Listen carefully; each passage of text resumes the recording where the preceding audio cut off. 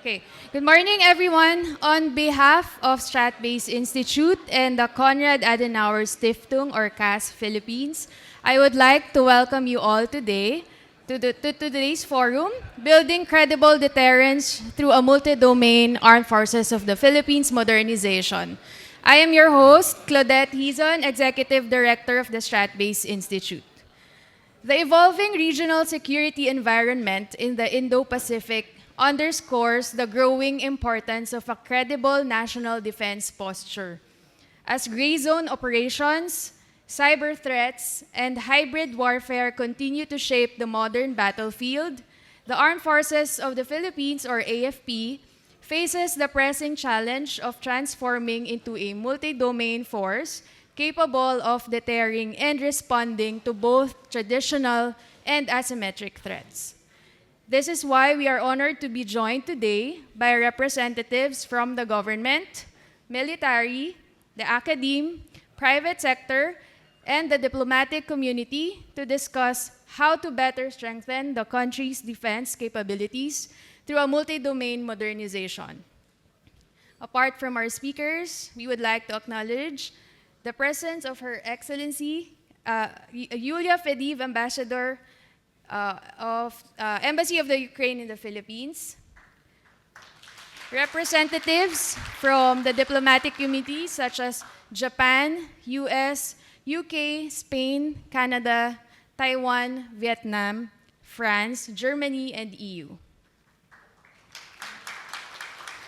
Without further ado, I would like to call on the Strat-Based Institute President, Professor Dean Domanhit, to give his opening remarks.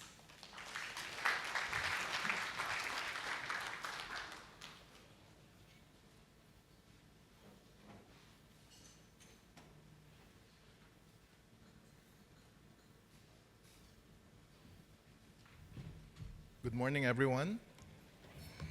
And as always, thank you for joining us. It's been 22 years since we started bringing people together. And I'd like to always remind myself that our role since we started Strat-Base was to bring people together, the idea of a whole of society, people in government, people in the defense sector, the military, people in the diplomatic community, private sector, members of the academe. But more than 22 years ago, this year it's about the 10th year anniversary of our arbitral award. I remember that because when it was filed in 2013, I always remind people it was filed by the chairman of Strat-Base when nobody believed that we can win against a neighbor, a northern neighbor. But what made it more memorable for me, it was filed on my birthday.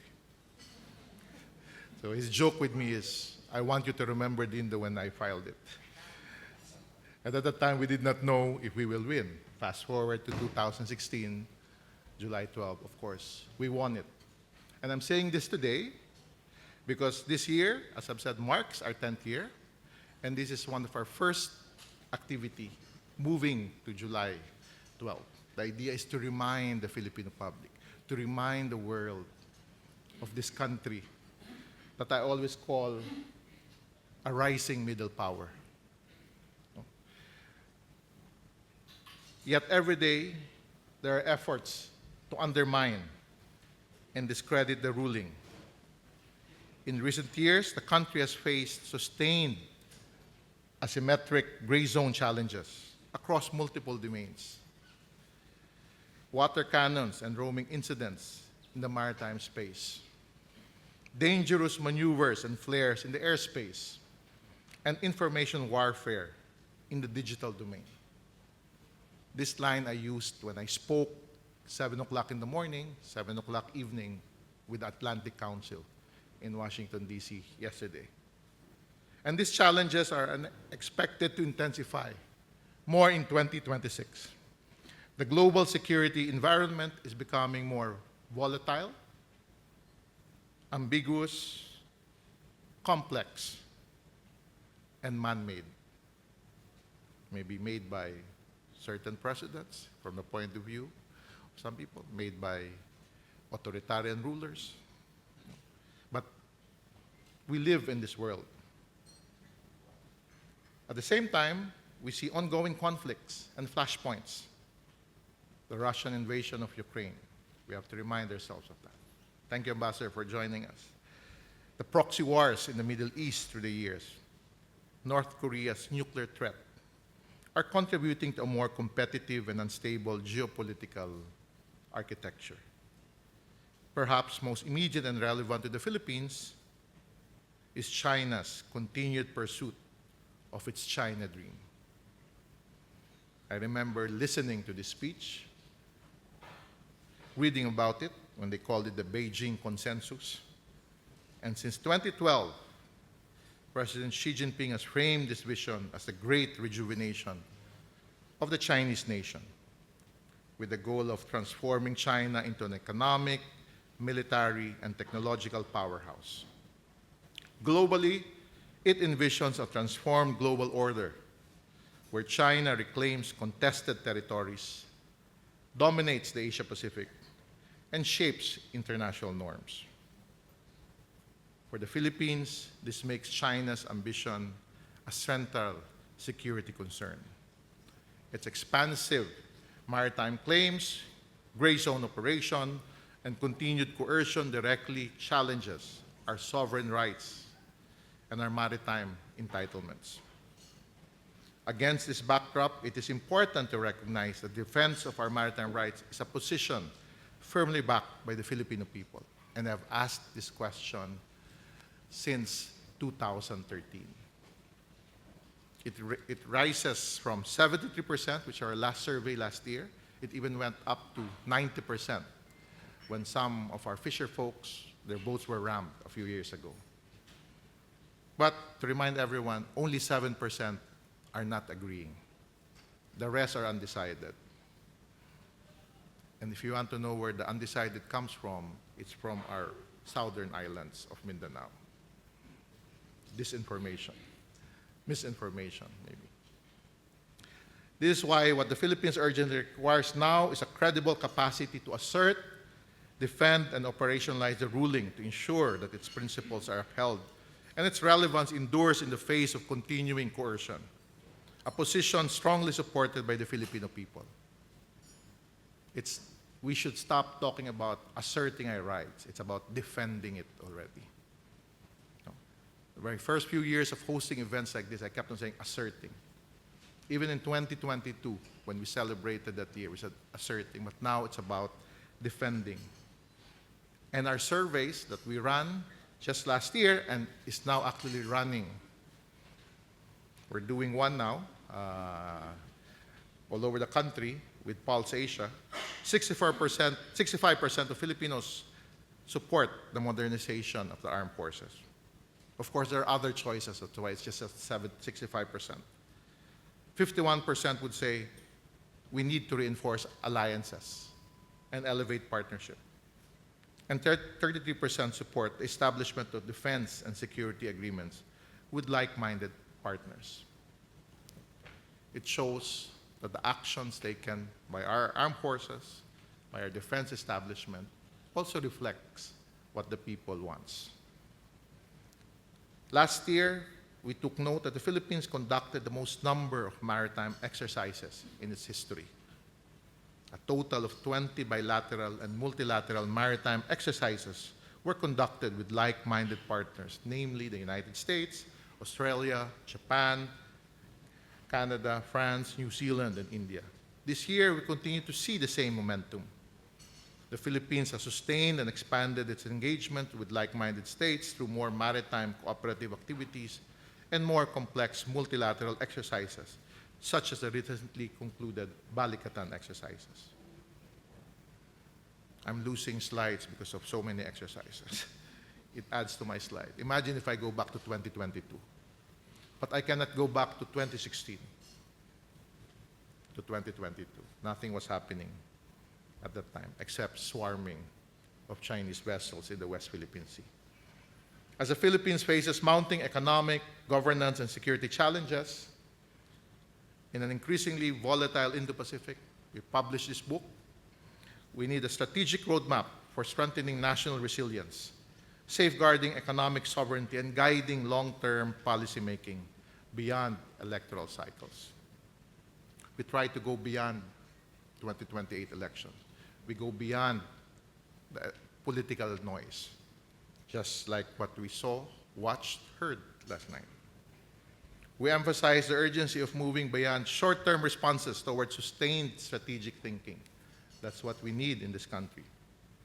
There's a need for a modern, multi-domain armed forces of the Philippines that can deter, detect, and respond to threats across land, maritime, air, cyber, and other unexplored but crucial domains, such as underwater.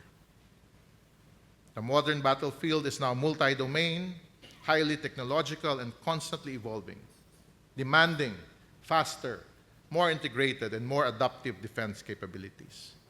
That's what we hope to learn this morning. And the Philippines cannot achieve this alone. The country needs capable, reliable partners to accelerate the development of its military capabilities. At StratBase, we believe our defense cooperation with like-minded nations, especially those grounded in defense agreements, will be vital in realizing this vision. We play this little role in StratBase. And again, I thank you for joining us. Sorry for the long welcome. 26 years of teaching. I'm used to teaching 1 hour and a half. So if you want more slides, no. But thank you for joining us all.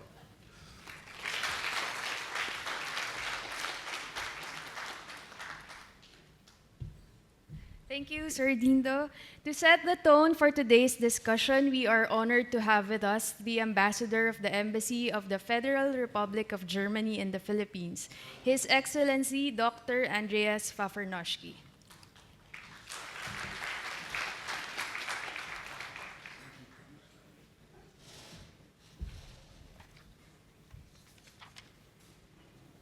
Well, dear Dindo, President of StratBase, Honorable General Lagamon, Acting Deputy Chief of Staff representing General Brawner here today with us, General Papera, Chief of the Armed Forces of the Philippines, Systems Engineering and Modernization Office, I hope I got that correctly, Honorable General Bautista, Rear Admiral Roy Trinidad, Honorable General Icaro, dear Daniela Braun, President and Country Director of Konrad Adenauer Stiftung in the Philippines, dear friends of the diplomatic community, dear Julia, Ambassador of Ukraine, friends, colleagues, members of the Armed Forces of the Philippines, magandang umaga sa inyong lahat.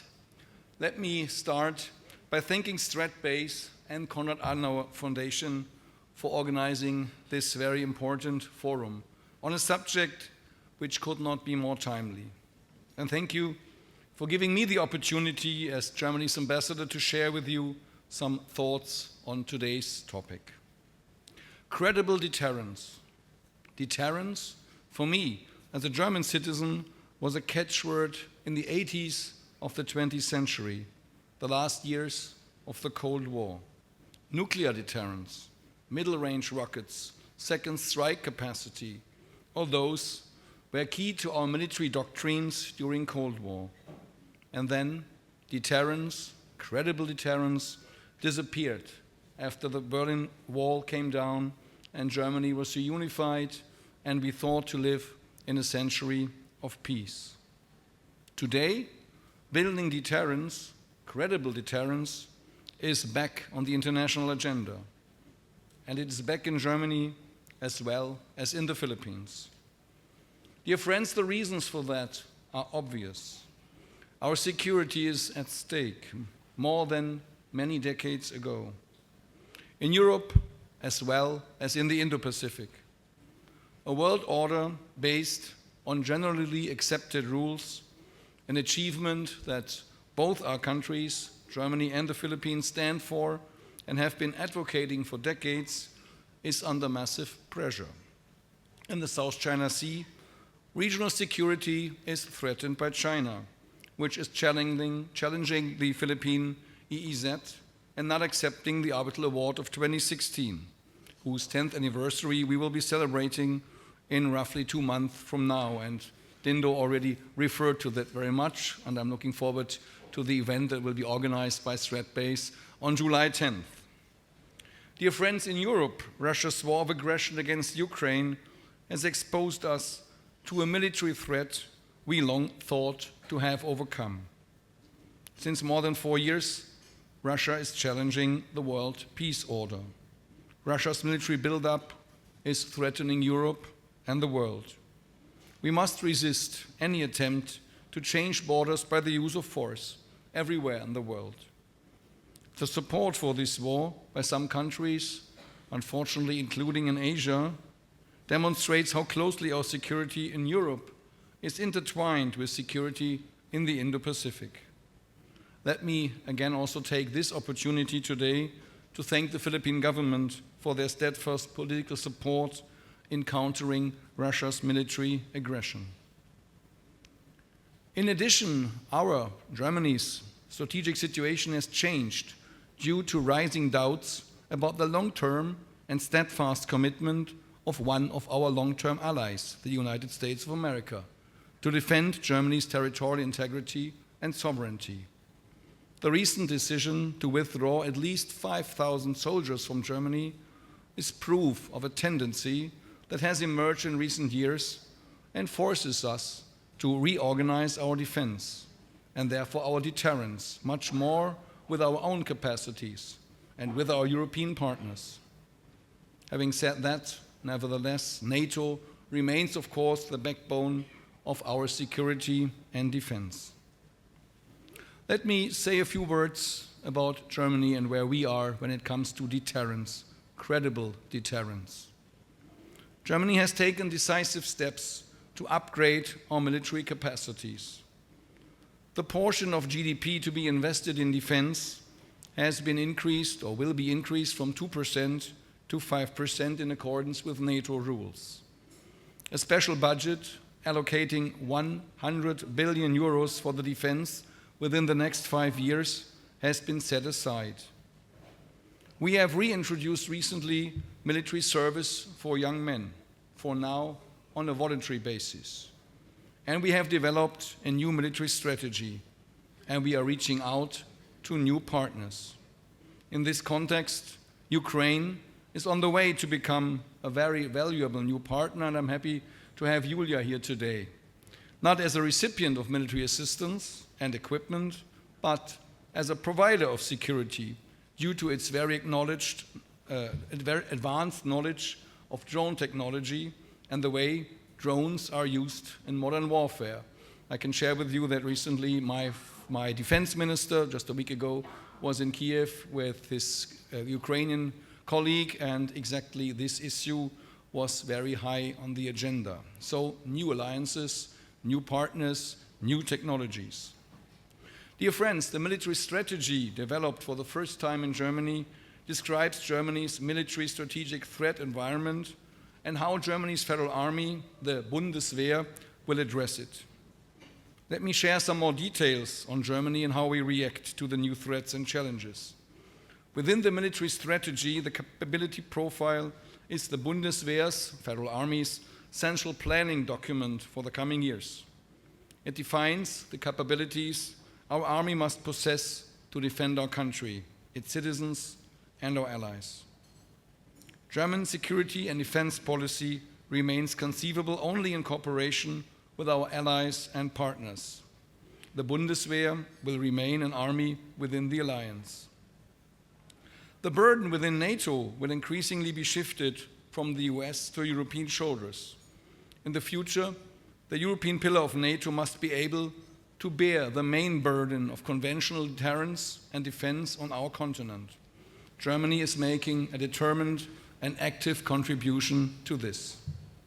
Therefore, the German army, the Bundeswehr, is to be expanded into the strongest conventional army in Europe.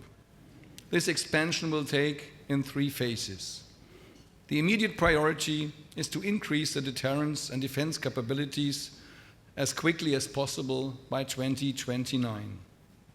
This involves increasing the number of active duty personnel from the current approximately 186,000 soldiers to at least 260,000 by the end of 2030, in line with NATO objectives.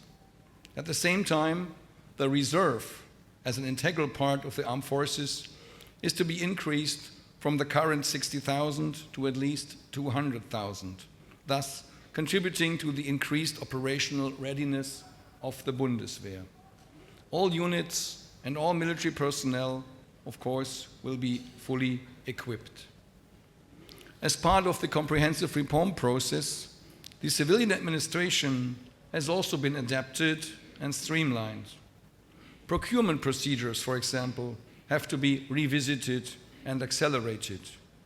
With more flexible, agile, and efficient structures, national and collective defense needs to be adapted to the current threat.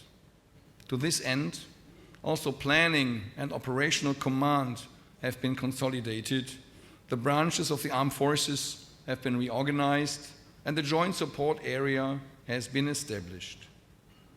In expanding the capacities of the Bundeswehr in order to increase our deterrence, our credible deterrence capacities, we are focusing on innovation wherever possible.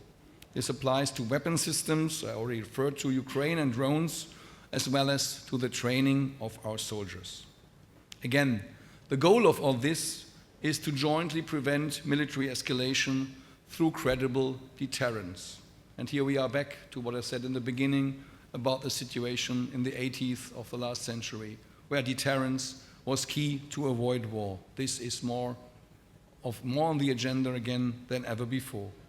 We must be able to defend ourselves so that we don't have to defend ourselves.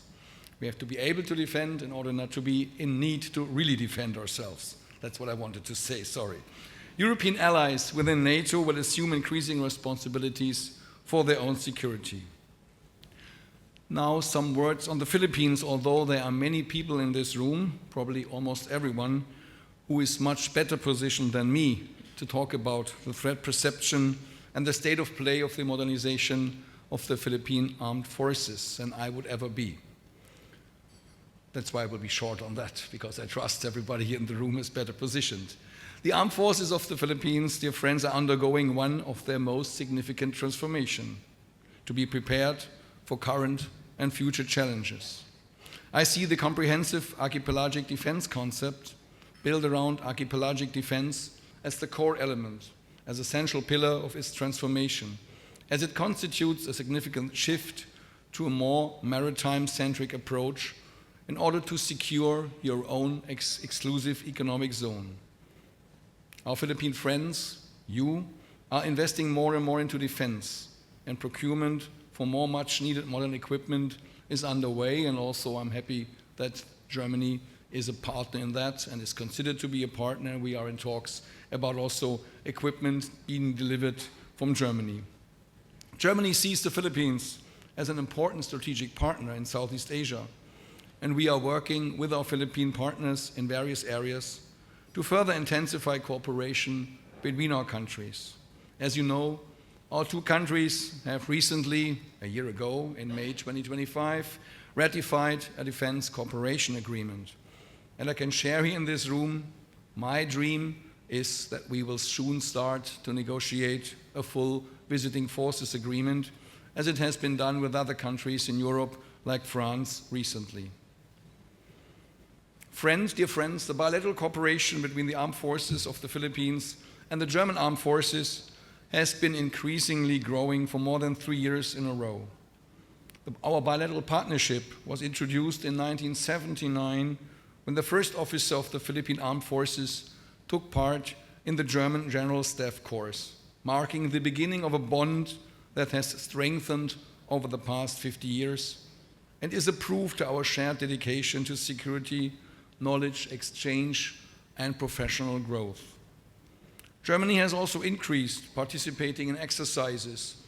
Professor Dindo was naming some of them. The German flag was missing, but that was because we were not actively participating in the exercise, but only as observers. But for the third time, and this year, we observed with 2 observers, and we will be observing 4 exercises this year in the Philippines, which is more than ever before. So we are a partner, but a growing partner, still a small one, but I hope there's more to come. I already formulated my dream of a VFA that we can negotiate quite quickly.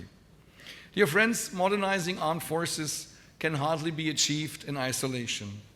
Cooperation with like-minded countries will serve as a catalyst and bring us all closer together.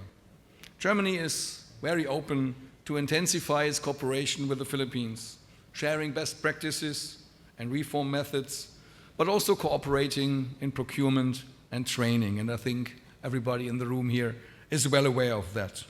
Addressing the challenges in a forum with like-minded partners like this one today will surely provide useful insights and result in follow-up discussions that ideally will support our friends at the Armed Forces of the Philippines in their endeavors to build up credible deterrence through modernization of their armed forces.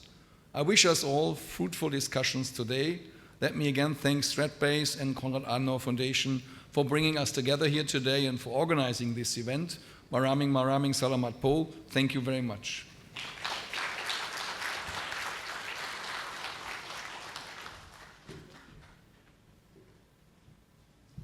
Thank you very much, Ambassador Fafernoshki.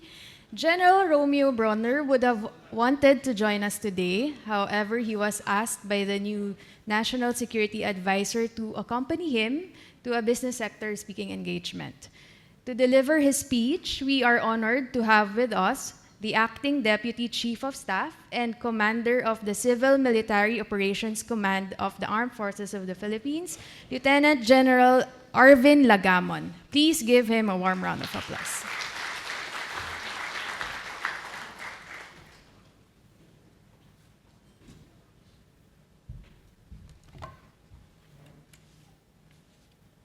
Good morning, everyone.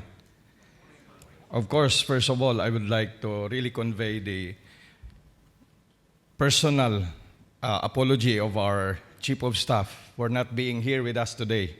And that's why last night, he really called me and actually directed me to report to him personally to tell me that I will be representing him because he told me that this is a very important opportunity to convey the AFP's message, especially in this very important topic, building credible deterrence through a multi-domain armed forces of the Philippines modernization, and especially with what's going on in the West Philippine Sea.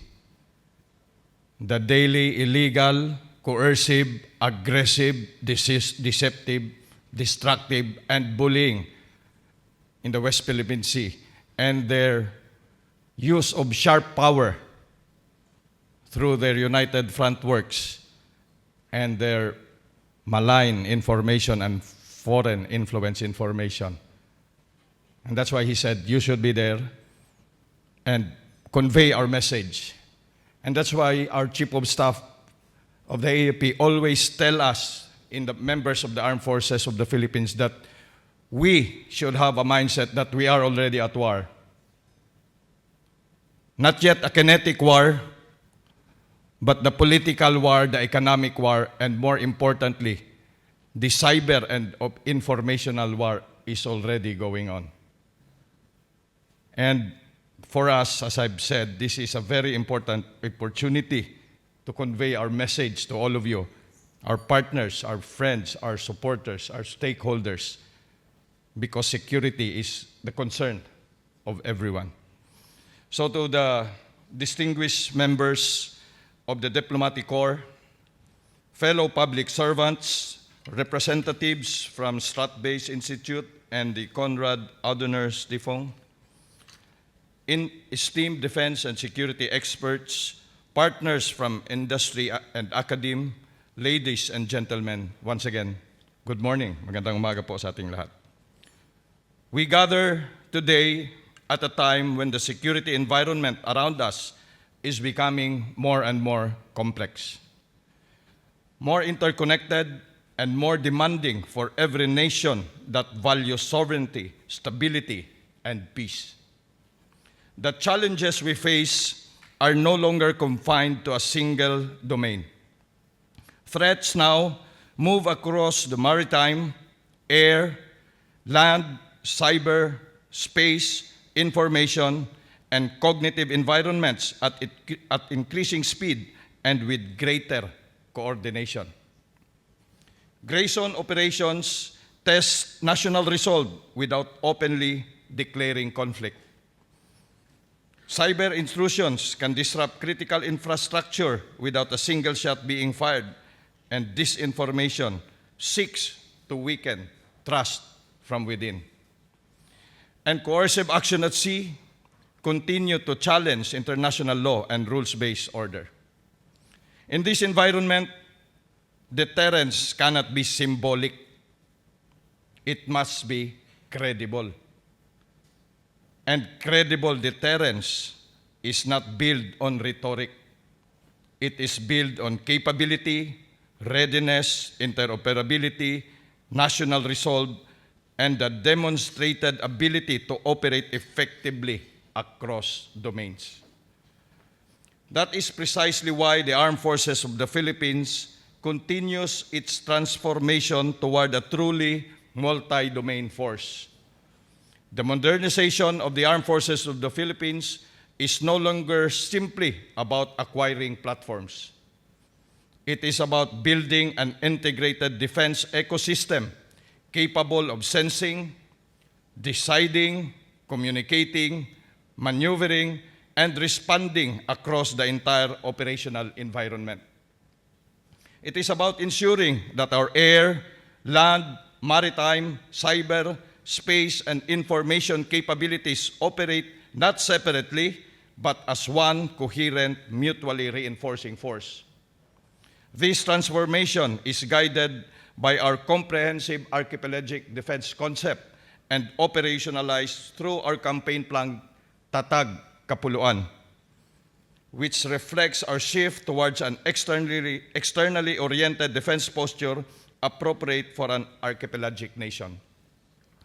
As an archipelagic state located at the crossroad of Indo-Pacific, the Philippines cannot think of defense in isolated geographic compartments. Our seas, our skies, our littorals, our cyber infrastructures, and our strategic communications environment are interconnected spaces that must all be secured together. This is why maritime domain awareness, access denial capabilities, integrated command and control systems, cyber defense, ISR, and joint force operations have become increasingly important in our modernization efforts. And we are happy to report that we are making progress in this effort. Recent years have been significant strides. We have seen significant strides in enhancing our interoperability with allies and partners, strengthening our maritime posture, improving our situational awareness, and acquiring more capable air and naval platforms. But modernization is not merely about hardware. Technology alone does not create deterrence. People, doctrine, training, leadership, and institutions do. A credible deterrent posture requires an AAP that can think, adapt, innovate, and operate in emerging domains of warfare. This is why the cyber domain has become a major area of focus, because cyber threats target governments, militaries, private institutions, and even ordinary citizens. The Philippines itself has experienced significant cybersecurity challenges, including attacks against government systems and critical infrastructure. Recognizing this reality, the AFP continues to strengthen its cyber capabilities and it's pursuing a more robust cyber command structure. But again, this is not simply a technological challenge. It is also about human capital challenge. We need highly skilled personnel. We need cyber-ready forces we need partnerships with the academe, industry, and research institutions. And we must continue investing in training, recruitment, and specialized education to enable the AFP to compete in an increasingly digital battle space. At the same time, emerging technologies are reshaping the future of defense. Unmanned systems, artificial intelligence, human-computer interactions, advanced material science, autonomous platforms, and integrated information systems are no longer future concepts. They are now part of the operational realities of modern armed forces. The growing role of drones in contemporary warfare demonstrate how relatively affordable technologies can significantly alter the battlefield and provide asymmetric advantages, particularly for middle powers and archipelagic states just like the Philippines. Likewise, advances in material science and defense sustainment highlight the importance of building resilient supply chains and reducing dependence on external sources for critical defense requirements. And perhaps most importantly, these developments reinforce a larger strategic principle. Modernization must not only strengthen operational capability, it must also strengthen national self-reliance. The revitalization of the Self-Reliance Defense Posture Program of the Philippines reflects this understanding. The Philippines must continue developing indigenous capabilities, local innovation ecosystems, and stronger defense industrial partnerships that can sustain long-term modernization and strategic resilience. Because credible deterrence is not measured solely by what a country can buy. It is also measured by what a nation can sustain, produce, adapt, and defend on its own. At the same time, we recognize that no nation secures peace alone. One of the most important dimensions of credible deterrence is partnership. The Philippines continues to deepen cooperation with allies and like-minded nations because interoperability, collective readiness, and strategic trust contribute to regional stability. This is particularly important in the Indo-Pacific, where the preservation of international law, freedom of navigation, and the rules-based order remains essential to regional peace and prosperity. This year also marks the 10th anniversary of the 2016 Arbitral Award on the South China Sea. That landmark ruling reaffirmed principles that extend beyond the Philippines alone. It reinforced the importance of international law as a stabilizing force in maritime relations and as a peaceful mechanism for resolving disputes. The AFP's modernization efforts, therefore, serve a broader purpose. They are intended to preserve peace by strengthening deterrence. They are intended to ensure that the Philippines remains capable of defending its sovereignty, protecting its people, securing its maritime entitlements, and contributing responsibly to regional stability. For us, credible deterrent posture reduces the likelihood of miscalculation. It encourages restraint, it reinforces stability, and it creates the condition where diplomacy, cooperation, and peaceful resolution can endure. As we move forward, the challenge before us is clear. We must sustain modernization not as a short-term project, but as a continuing national endeavor. We must strengthen the link between defense, technology, education, industry, governance, and national development. We must also cultivate a culture of innovation within the armed forces. And we must ensure that modernization remains responsive to the realities of modern battle space and the strategic demands of our archipelagic nation. The task at hand is really very significant, and so is the responsibility that is entrusted upon us, the armed forces of the Philippines. The men and women of the uniform and the armed forces of the Philippines understand that modernization is ultimately about readiness in service to the Filipino people, because that is our very oath. To fight all forces who will threaten to destroy the freedom and independence of the Filipino people, and to live and die in the true Filipino tradition of valor, honor, duty, and loyalty if necessary.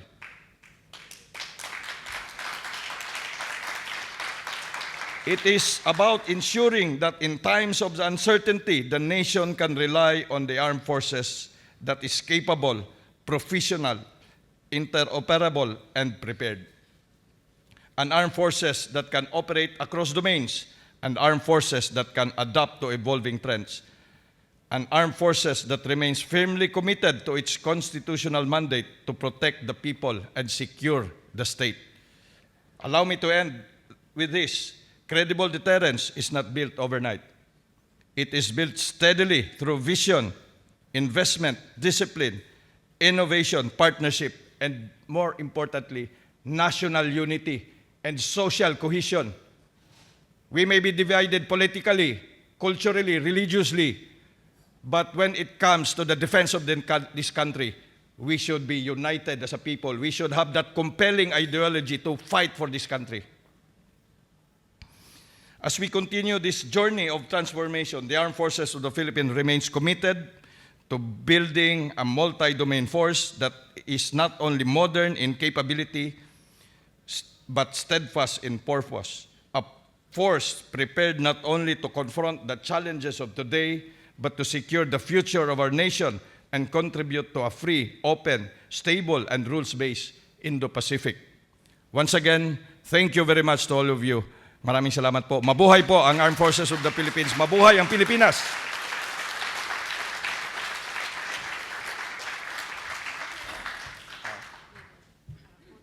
Okay.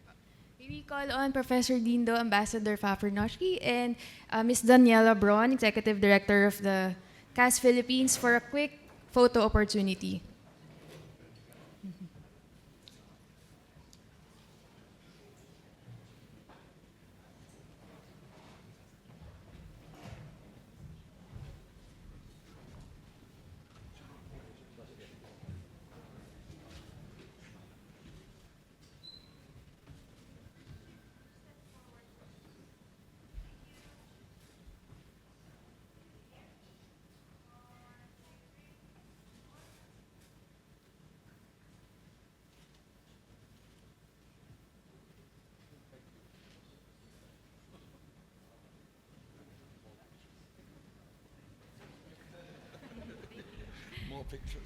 Thank you, everyone. Now let us go into the first panel discussion entitled Gaps, Challenges, and Opportunities for Modernizing the Armed Forces. This panel will examine the AFP's modernization progress and key achievements, operational gaps, and emerging security challenges, while exploring opportunities to strengthen defense reforms, accelerate modernization, and deepen cooperation with like-minded partners to build a more agile and future-ready force. I would like to invite our panelists one by one to deliver their opening statements first. Let us welcome the Chief of the Systems Engineering and Modernization Office of the AFP, Major General Ivan Papera.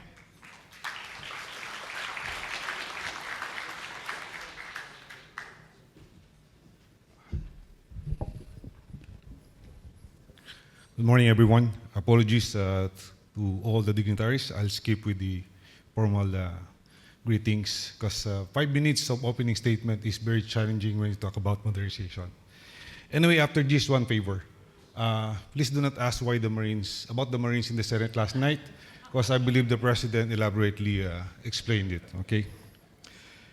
Anyway, serious assessment of the modernization must be grounded in 3 realities.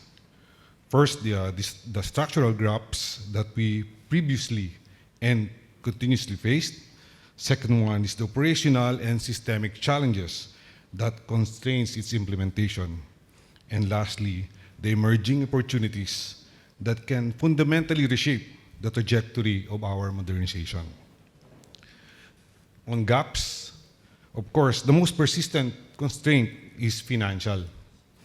as the limited budget provided for the modernization through the years, we are forced to strictly prioritize our requirements between internal security requirements and external defense requirements. And this led to our piecemeal approach of acquiring our capabilities. Piecemeal, meaning some of the capabilities that we acquired are not complete in its intent of being able to provide the capabilities. We are also forced to do what we call chop suey, meaning we bought a mixture of different capabilities from different nations, eventually leading us to problems of integrating these systems. Another challenge, of course, is the nascent defense industrial base that forced us to rely on foreign acquisitions, which are capital intensive. It exposes us to external dependencies and sometimes involve fragile supply chains with longer turnaround times. Limitations in the previous procurement framework under the old procurement law RA 9184 has been a problematic case for the armed forces modernization. Right now, we are constrained by the number and readiness of our assets, despite all the acquisitions, the integration and completing the systems of these capabilities are still a challenge. Why? Because of its support system, sustainment programs, MRO, which are foundational, of course, integration into becoming a joint capability, and most importantly, the basing requirements to support these capabilities. Our basing strategy before was so focused on internal security that we have to reshape to support our CADC. And information technology, as it evolves, is again very challenging. As we procure our capabilities within the next 3 years, we are limited, there's also changes. So balancing these priorities is a big challenge to the armed forces. Balancing the needs for joint needs and service peculiarities, integrating them, and accelerating technological obsolescence. Also, structural misalignments in capability delivery, turnkey solutions, as much as we want to do it, is very challenging as we implement the modernization program. And most importantly, public perception. Modernization is viewed as expense and not as an investment.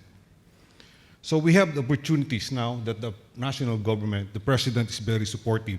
The budget for modernization is tremendously increased. And his support to direct all the other agencies to support us towards our needs for foreign financing and other interagency requirements. Of course, the strategic direction of our Secretary of National Defense, focusing the modernization towards one theater concept, so that we'll have government-to-government engagements that will help us to our multilateral cooperation, not just limited to exercises, but capability development cooperations.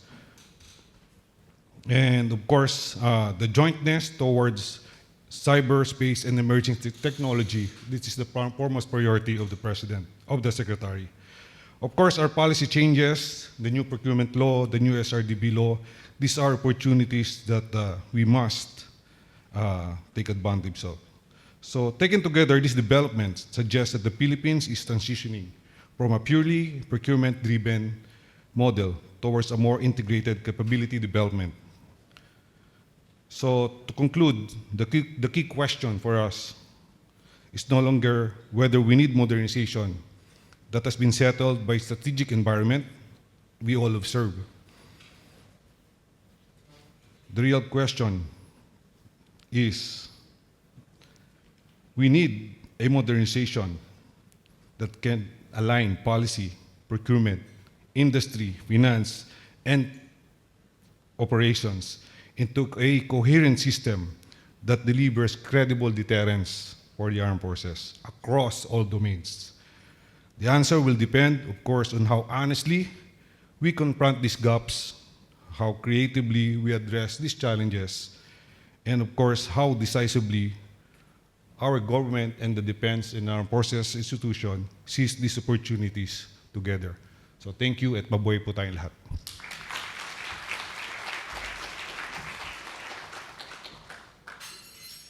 Thank you, Major General Papera.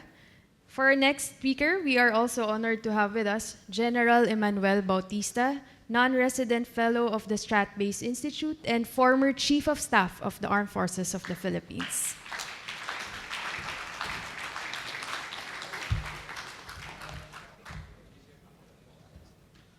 Good morning, ladies and gentlemen. It's a pleasure to be sharing some thoughts with you on military modernization. Let me just, a lot has been said already by the previous speakers, but let me focus on the environment that is occurring today, wherein the military modernization is being undertaken. So, next slide. And I'm talking about the how wars of the 21st century are evolving in terms of trends, technology, and methodologies. Well, aside from the traditional asymmetric warfare, guerrilla warfare, and terrorism, now warfare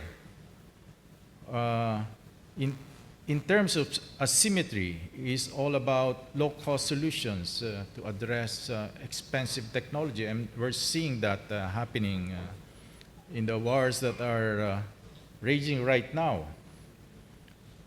Non-military means and non-military targets, use of proxies and surrogates, commercialization of warfare, and as earlier mentioned, expanding domain, not the traditional air, land, and sea only, but also space, cyberspace, and the most important is cognitive.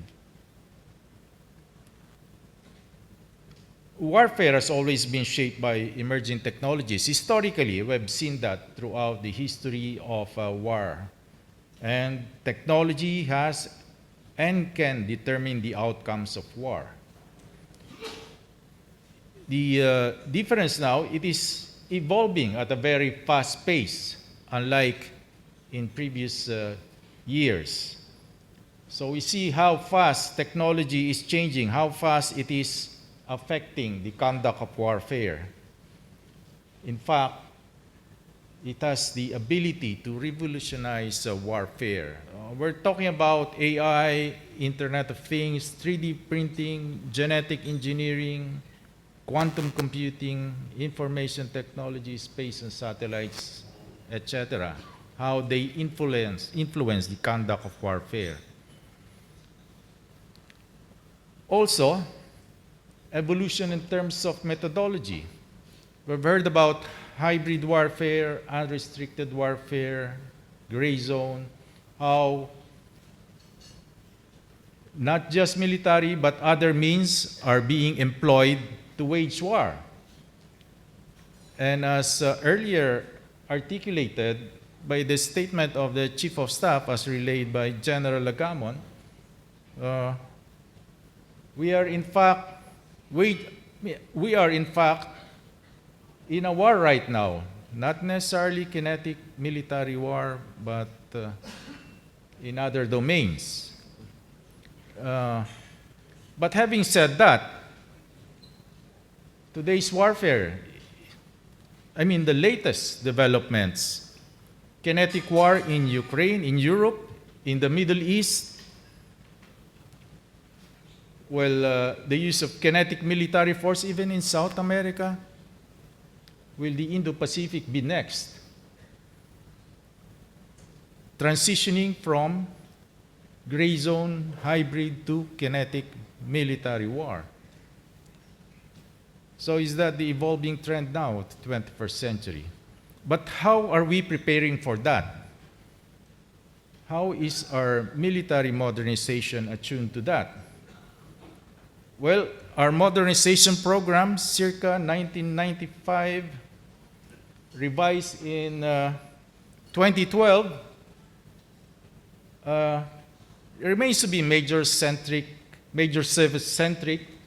Army, Air Force, Navy capabilities, because that was the original program.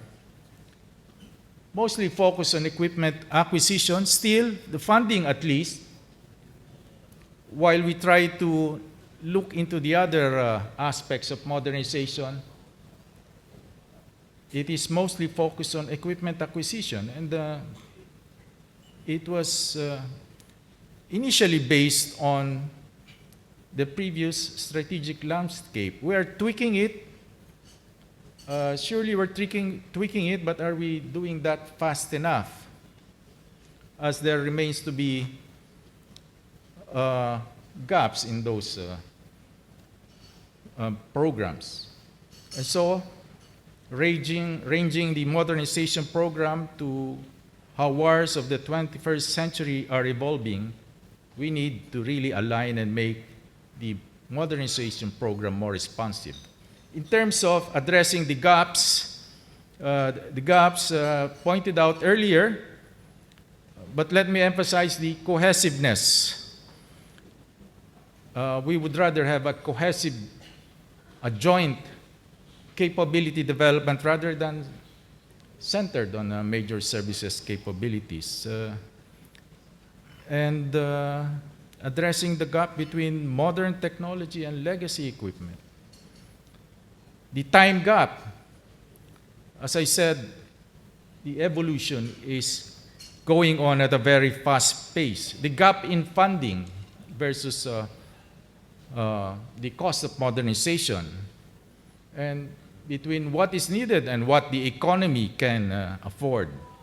So those are issues that we need to address. Challenges, but we have opportunities as well. Public support remains high for the modernization program. We have support from our allies and the recognition of the importance of the economic component of the alliance. So, but I've been talking about modernization. This is all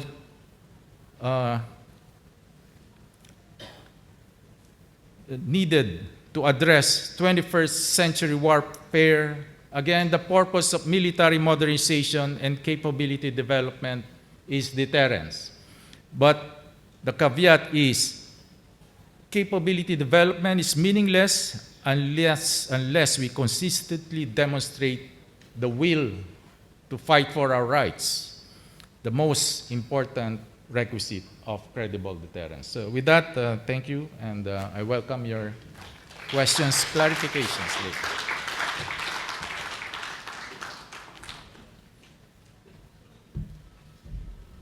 Thank you, General Bautista. For our next speaker, may I call on Rear Admiral Romel Ong, non-resident fellow of the Strat-Based Institute and professor of praxis at the Ateneo School of Government.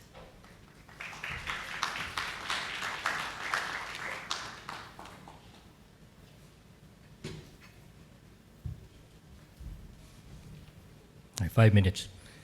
Good morning. I will go off script. Instead of looking at the current, I will look at the past, based on my own experience. Next slide, please. So we go back to 2012, after the Scarborough Shoal incident. This was my presentation in September of 2012, and I'm going to use it again. Okay. Some of the things that we've learned when we look back at the 2012 situation is that China is dependent on maritime trade. And just read. Next. Based on naval intelligence data of 2012, this is the Chinese merchant traffic passing through the Philippines.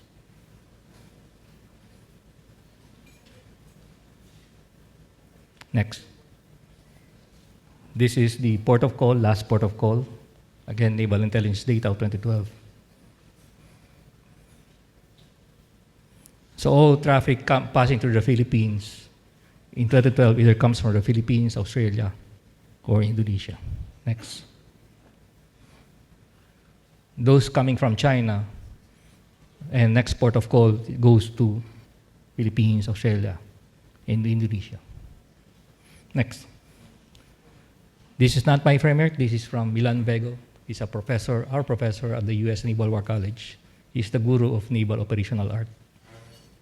So based on his framework, we've concluded in 2012 that the decisive point in engaging China would be in our own sea lines of communication. So we have 7 slocks. They pass through Cebu Strait, Mindoro Strait, and Luzon Sea. Next. The decisive point for any conflict involving the Philippines is not kinetic. The decisive point is within our own government.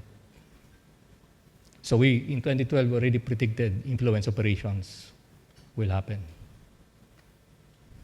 Next. In summary, this was our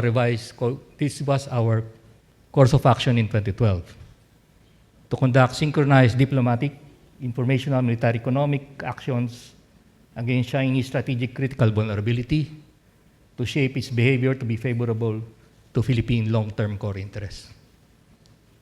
The asterisk means flexible deterrent options. So in summary, economics drive China's maritime strategy. We need to attack China's center of gravity and defend our own.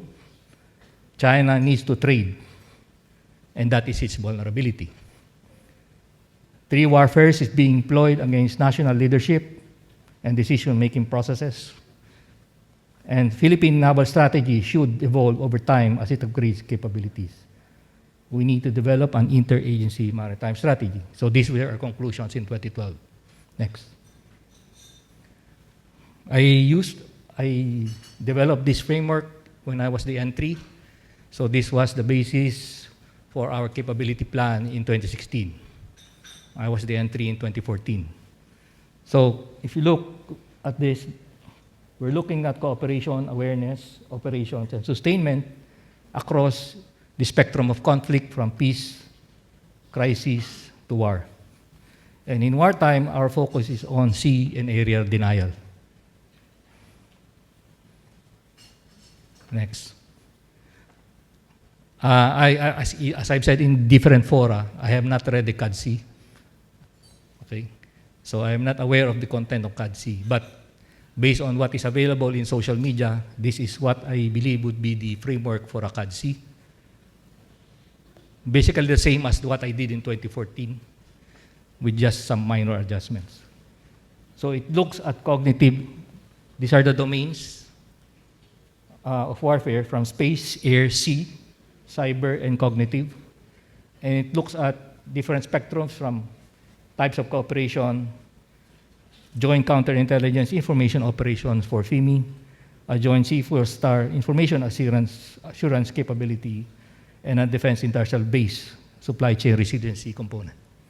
Across the 4 domains of warfare, air defense, naval defense, and homeland defense. Next.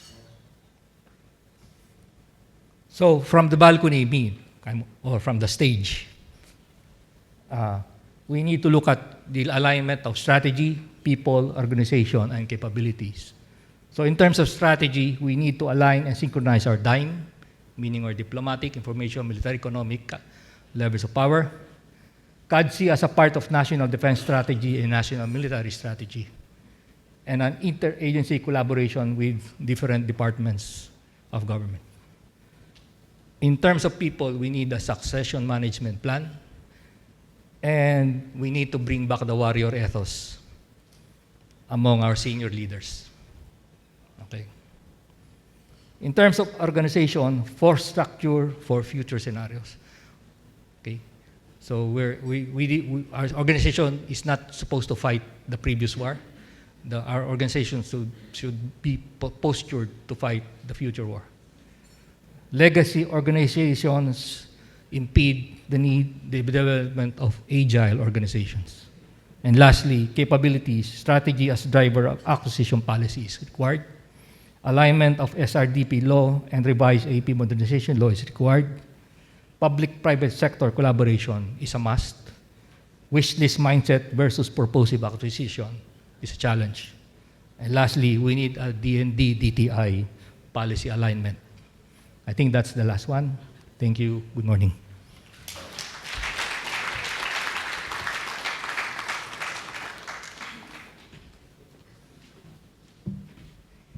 Thank you, Rear Admiral Ong.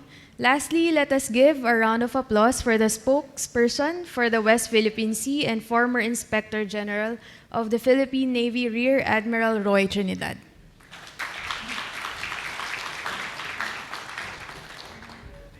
Morning, everyone. Nice to be retired 3 weeks ago. I was the former Inspector General, but I'm still the spokesperson for the West Philippine Sea. The first speaker, General Papera, gave us a perspective of the direction of modernization. General Bautista gave us a perspective of the environment. Admiral Ong gave us a perspective of the adversary. In 2 or 3 minutes, I'd like to give you a snapshot of the challenges that the AFP has been facing, continues to address in our modernization program as we shift from internal security to external defense. The effects of internal security on the AFP is far-reaching. The mindset of the leadership, before we even get to external defense, we first need to divest our minds of the internal security operations mindset before we could even start a modest modernization program. Our planning horizons, 15 years, are too long. I remember the S&D mentioned that in Ukraine, it is 3 to 6 months. You get inputs from the battlefield that would affect your development of capabilities and bring them back out to the forefront within a span of 3 to 6 months. We are looking at funding constraints. We are currently at 1.1% of the GDP. We would like to go up to 2%. How could we go up to 2%? We could not even utilize the 1.2%. That's a big challenge of D&D right now. The mindset of the operators made us focus more on the weapons, which is only 30% of the overall cost. We have neglected the 70% sustainment of the capability. Hence, we could not foresee that we have this insurance in the event of crisis or conflict. Advances in technology are so fast that the pace, we have to increase our pace, and structural gaps mentioned by Admiral Ong in his second to the last slide. Local industry is lagging. Personal expertise, we have been doing everything for so long, doing so much. We need to focus more expertise. We need to have a core of civilian contractors or project managers and not the line officers. The procurement complexities that we face and economic volatility. I'll end here and we will have more discussions in the open forum. Thank you.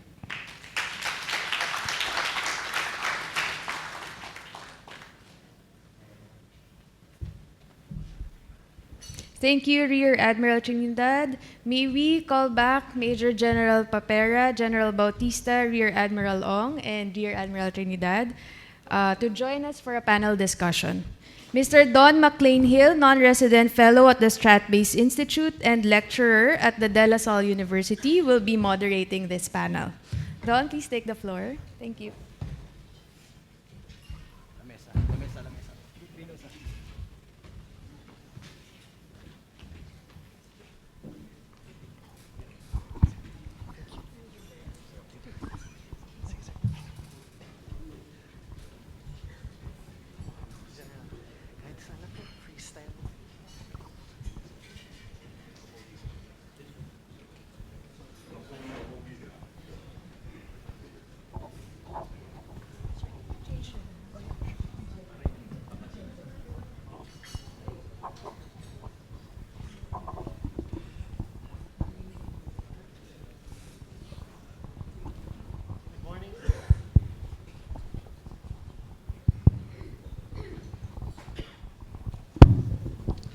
Good morning, everyone. Strat-Based, Professor Manhit, Cass, Ms. Daniela Brown, thank you for organizing such an important setting for us here today.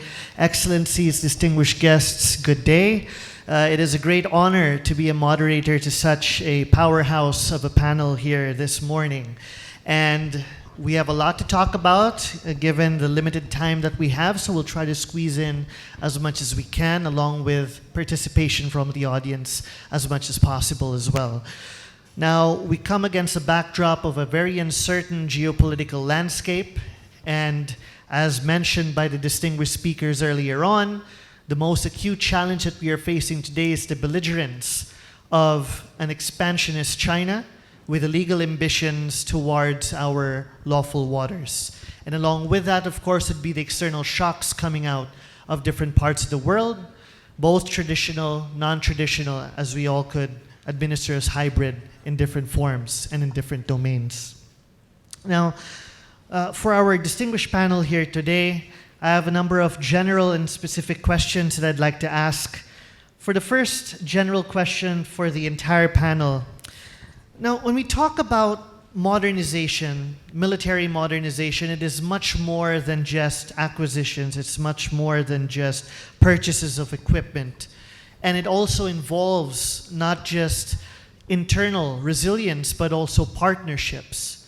Now, in that regard, a huge chunk of modernization also includes questions on maintenance, repair, and training. Now, some of our partners, like-minded partners, may offer, for instance, used or decommissioned assets or equipment. Now, my question to the panel is, how much of a challenge will inducting these assets be into service in the context of maintenance, repair, and training costs? I open the floor to the panel. General Papera? First of all, we are open to accepting decommission or donations, but as part of the Secretary's guidance, we send teams, our joint visual GBI teams, to assess the capabilities, and we recommend, the Armed Forces recommend to the Secretary the viability and the feasibility of accepting these donations and the implications long term. So one of the foremost guidance of the Secretary in accepting all these capabilities is to look at its completeness of the systems. So if there will be, grants or donations with removed capabilities, then we'd rather not accept it. But we are diligent enough to send our JBIs to assess and to recommend if we will accept it. For now, we are limited and we are restricted to use the modernization funds funding these donations. If we have done that in the previous horizons, for this Horizon 3, the Secretary will never allow us to do that. Thank you, sir. Anyone else from the panel? General Bautista? Personally, I welcome used equipment for as long as they remain to be operational and they can address our requirements. For one advantage is the availability. It's more immediate rather than planning for new equipment that can take years to deliver. And as I said earlier, we are trying to address the time gap between the availability of those capabilities now rather than having them later, because the threat is present now, not in the future. So we need to address that.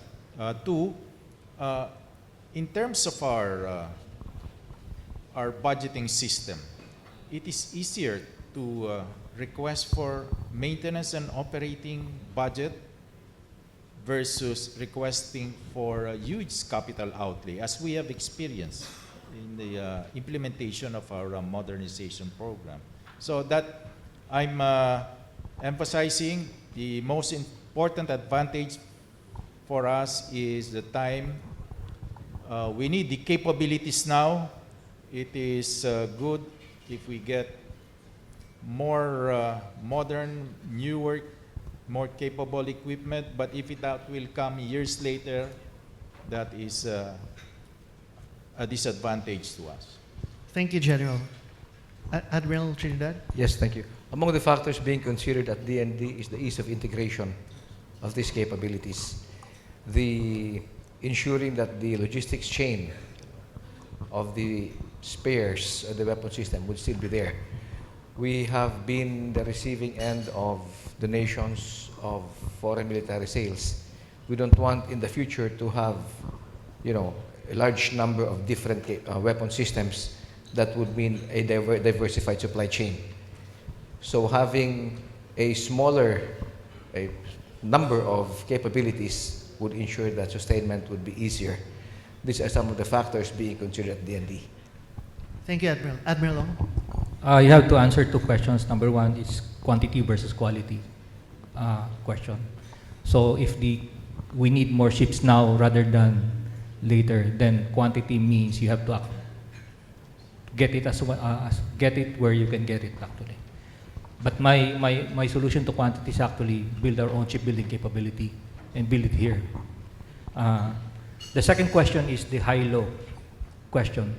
How much of your fleet is high performance, expensive ships, and how much of your fleet is low cost type of ships?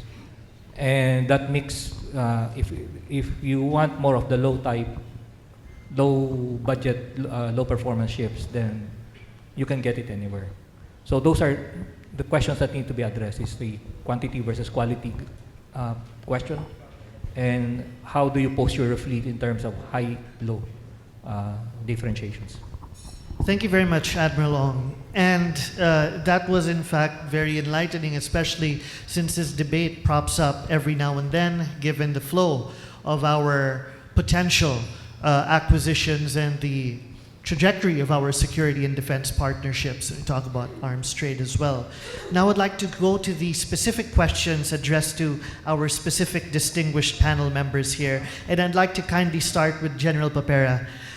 Sir, there has been a surge of legislation or efforts in the field of legislation to improve the Philippines' defense acquisition mechanisms.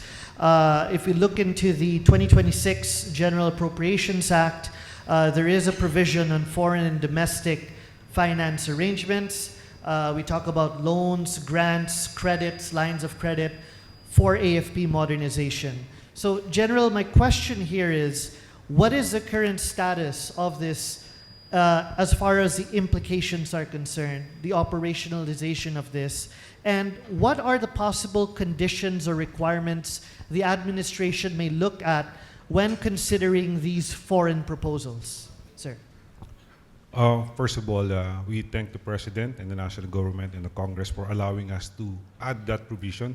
We've been asking for that for years already. As mentioned earlier, the limitations of the modernization is funding. As we get appropriations from the general for modernization for a limited number of years, the available budget that you will use for 5 to 7 years for our multi-year contracting projects can be maximized for many projects if we stretch this limited budget for 15 to 20 years. And the President supported that. So now we have the President to the Executive Secretary created an oversight committee that mostly the financial group, the DBM, DOF, DTI, Bureau of Treasury.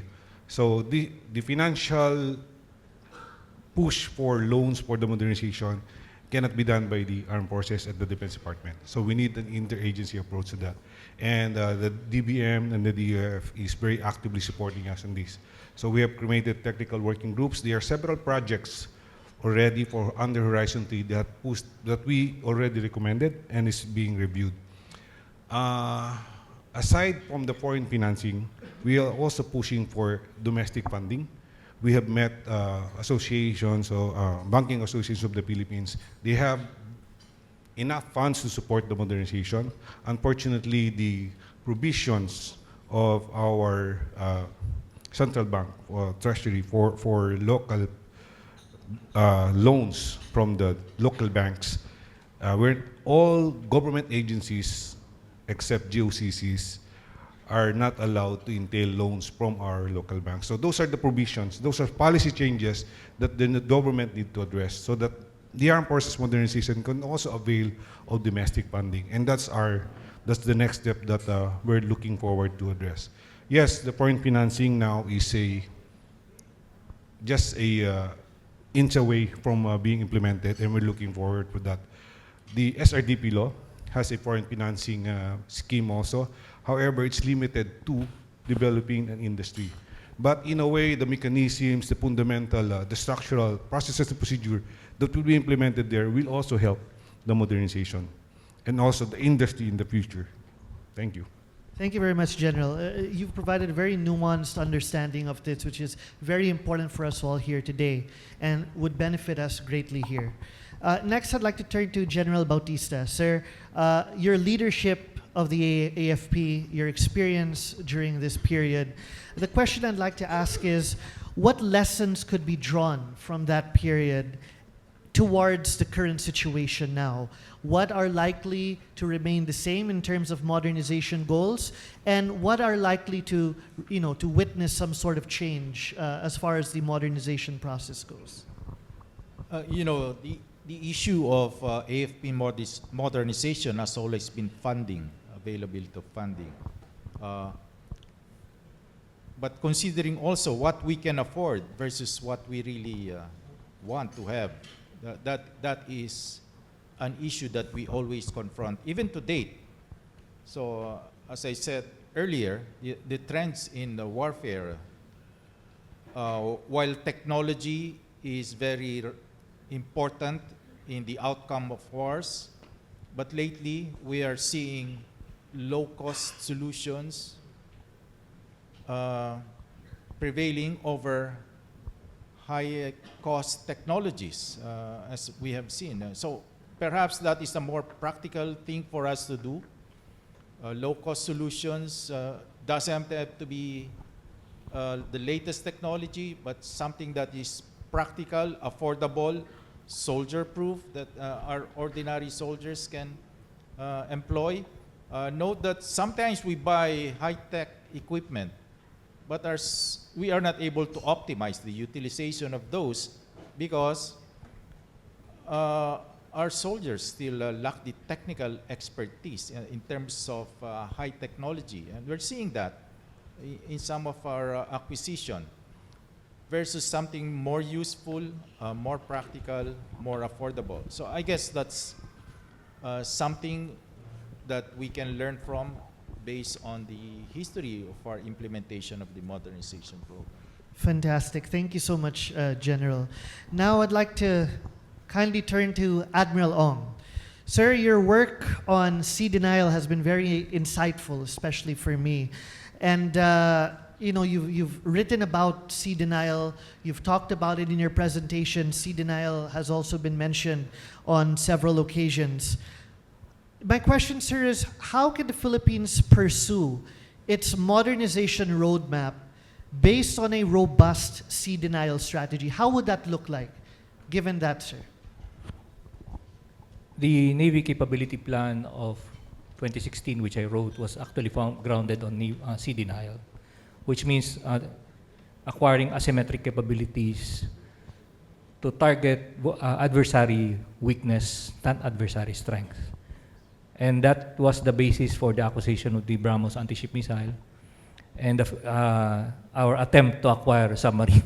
Okay, because we believe that at the end of the day, we do not have the resources for a ship versus ship type of kinetic conflict.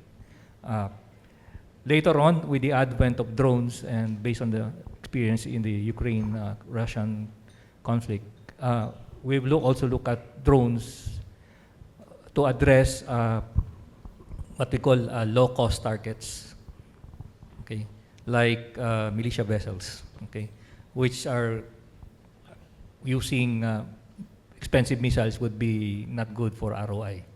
Okay. Thank you very much, Admiral Ong. And sir, I'd like to turn to you, Admiral Trinidad. We see it in the West Philippine Sea. We talked about multi-domains. And I think that if we look at the West Philippine Sea, the security structure there elicits the very nature of multi-domain insecurity. we are seeing also an increase in undersea threats, not just at the surface level, sir. So my question for you, Admiral Trinidad, is to what extent do you believe our modernization efforts are undergoing in terms of prioritizing undersea capabilities? We have only recently explored the undersea domain. The traditional mindset of the Philippine Navy is more on having submarine capability. Undersea equates to submarine warfare capability. There are a lot of developments right now that would afford us the capability to match any adversary in the underwater domain, undersea domain, without necessarily going to unmanned systems, to manned systems. We could have unmanned systems, cheaper, more expedient.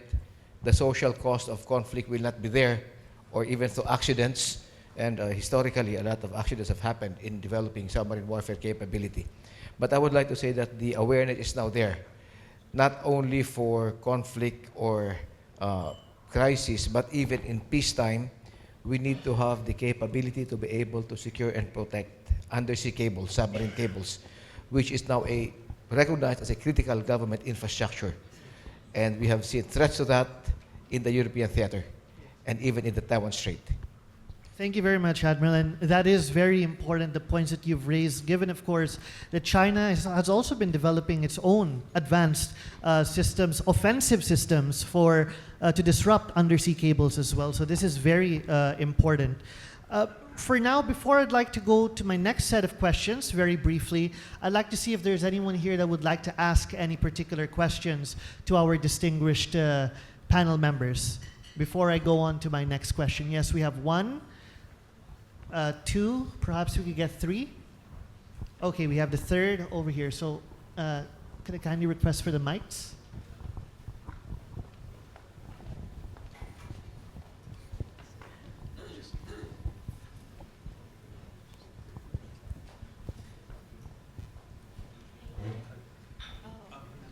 Sorry, who was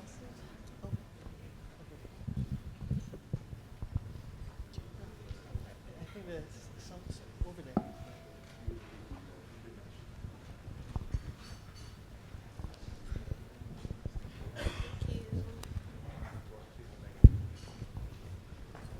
Yes.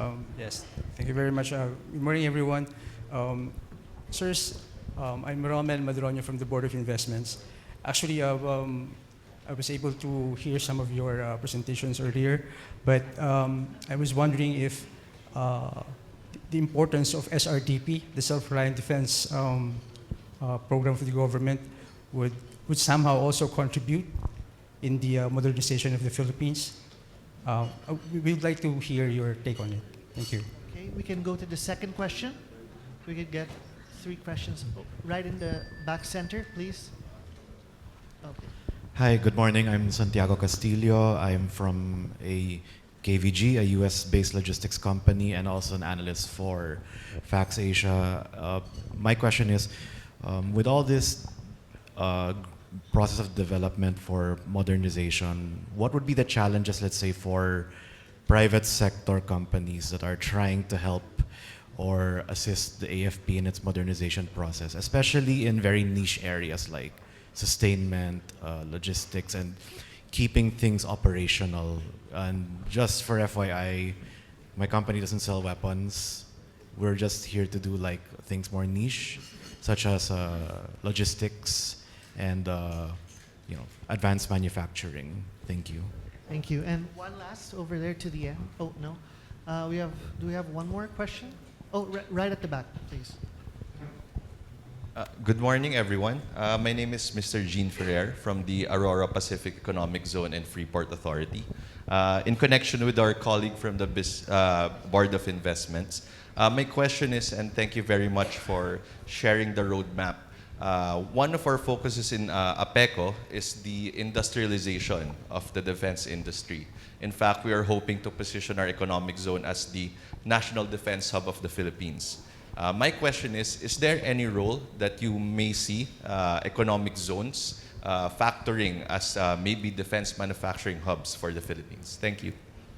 All right, thank you. So we have questions on the economic zones, and we have questions in relation to private companies and their roles in the military modernization, and of course the question on the SRDP. So I'd like to open the panel to answer this question. You may choose any particular question or all together. General. I'm the most junior among the generals here. So everybody's pointing their fingers at me, sir. So allow me to answer first.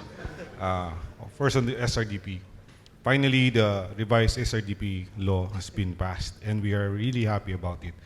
Right now, the Defense Department, led by Undersecretary Rene Diaz Ustrid, is working with the other agencies of the government, particularly DTI and many others, the OST. They're pushing for laying down the foundations so that we can implement this revitalized SRDP law. We learned from our lessons before. We have to address the structural gaps. So we have to lay down the foundational requirements so this policy can be implemented effectively.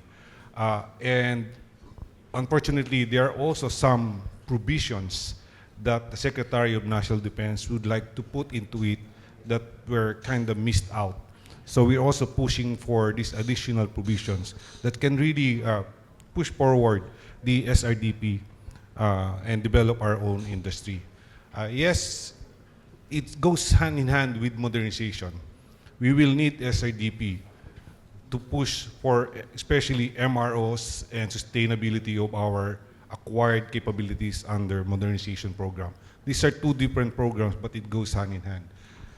But right now, again, I said the foundational requirements for SRDP is much needed. The Secretary of National Defense has laid down what will be the priorities. So investment on industries that will not compete, for other industries that's already well established worldwide. So there are identified defense industries that needs to be addressed worldwide, like munition hubs, etc. So those are the priorities that the Secretary himself laid down to Ustrid, and we're pushing for that. DTI, DOST, and other agencies with the government are now working closely with the Defense Department to push for this SRDP. Thank you. Thank you, General. Anyone else? Yes, Admiral Ong. Yes. Okay. Just 2 points. Number one, there need to be a framework. The framework for this would be a triumvirate between academe, private sector, business, and government. That means you need a synergy between the business and industry, the government as the customer, and research and development. Okay, research and development in country. The second point is, if we go in this undertaking, it needs to be private sector led. Government is too inefficient to actually work in industry, and that means while it is a public-private sector collaboration, the development of the modernization, the products for modernization need to be private sector led. Thank you. Thank you, sir. General Bautista. Thank you. I'll address the higher field. Talking about defense, not just defense industries, but self-reliant defense. Upgrading military capability, modernizing, cannot function on its own. Military capability development cannot happen without a robust economy. And therefore, if we want to be self-reliant, we need to have a robust economy to be able to afford modernization, to afford capability development. If we want to achieve defense self-reliance, let's get our economy going first, rather than depending on friends and allies solely. We need to be able to afford our own capability development. More than developing local defense industries is developing the economy that sustains military modernization, military capability development. So that is the first step. And in fact, that has been what we have been articulating to our friends and allies, that alliance cannot simply be military-centric alone. It has to have an economic component so that it becomes sustainable. But having said that, self-reliant, when we talk about in-country capability to develop or to produce military capabilities, that the more realistic path towards that is allowing foreign investments also, because we need the funding to really get local defense industries going. It's a very important component if you want to have a robust in-country capability to manufacture defense equipment. So those are my thoughts on Thank you so much, General Bautista. Okay. Admiral Trinidad. Yes, I'd like to focus on the socio-cultural aspect.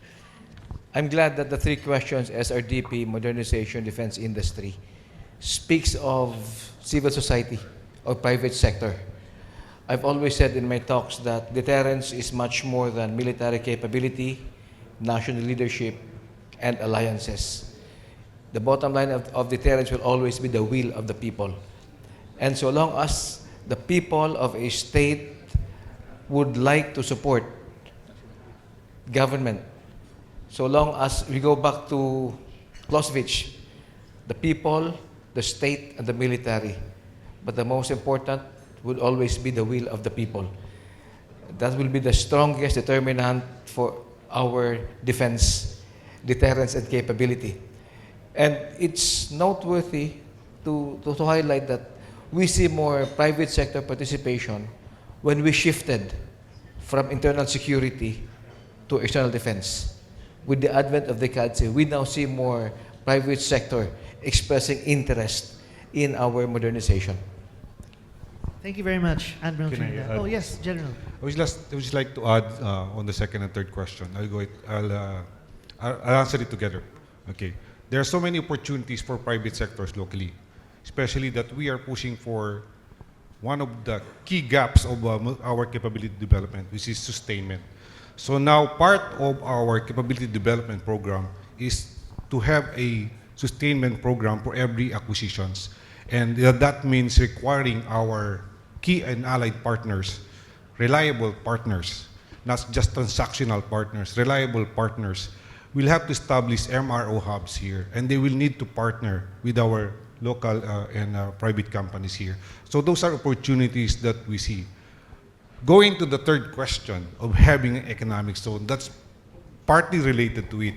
There are many pending bills in Congress pushing for defense economic zones, etc., different economic zones. We need those economic zones, especially for defense industry. But, our leadership, both in the legislation, need to get their acts together, meaning identifying is a key problem. We have identified, but pushing for legislation, which one, vested interest of our political and legislators comes in. So they need to get their acts together so that they can really support the armed forces and the government establishing this industry.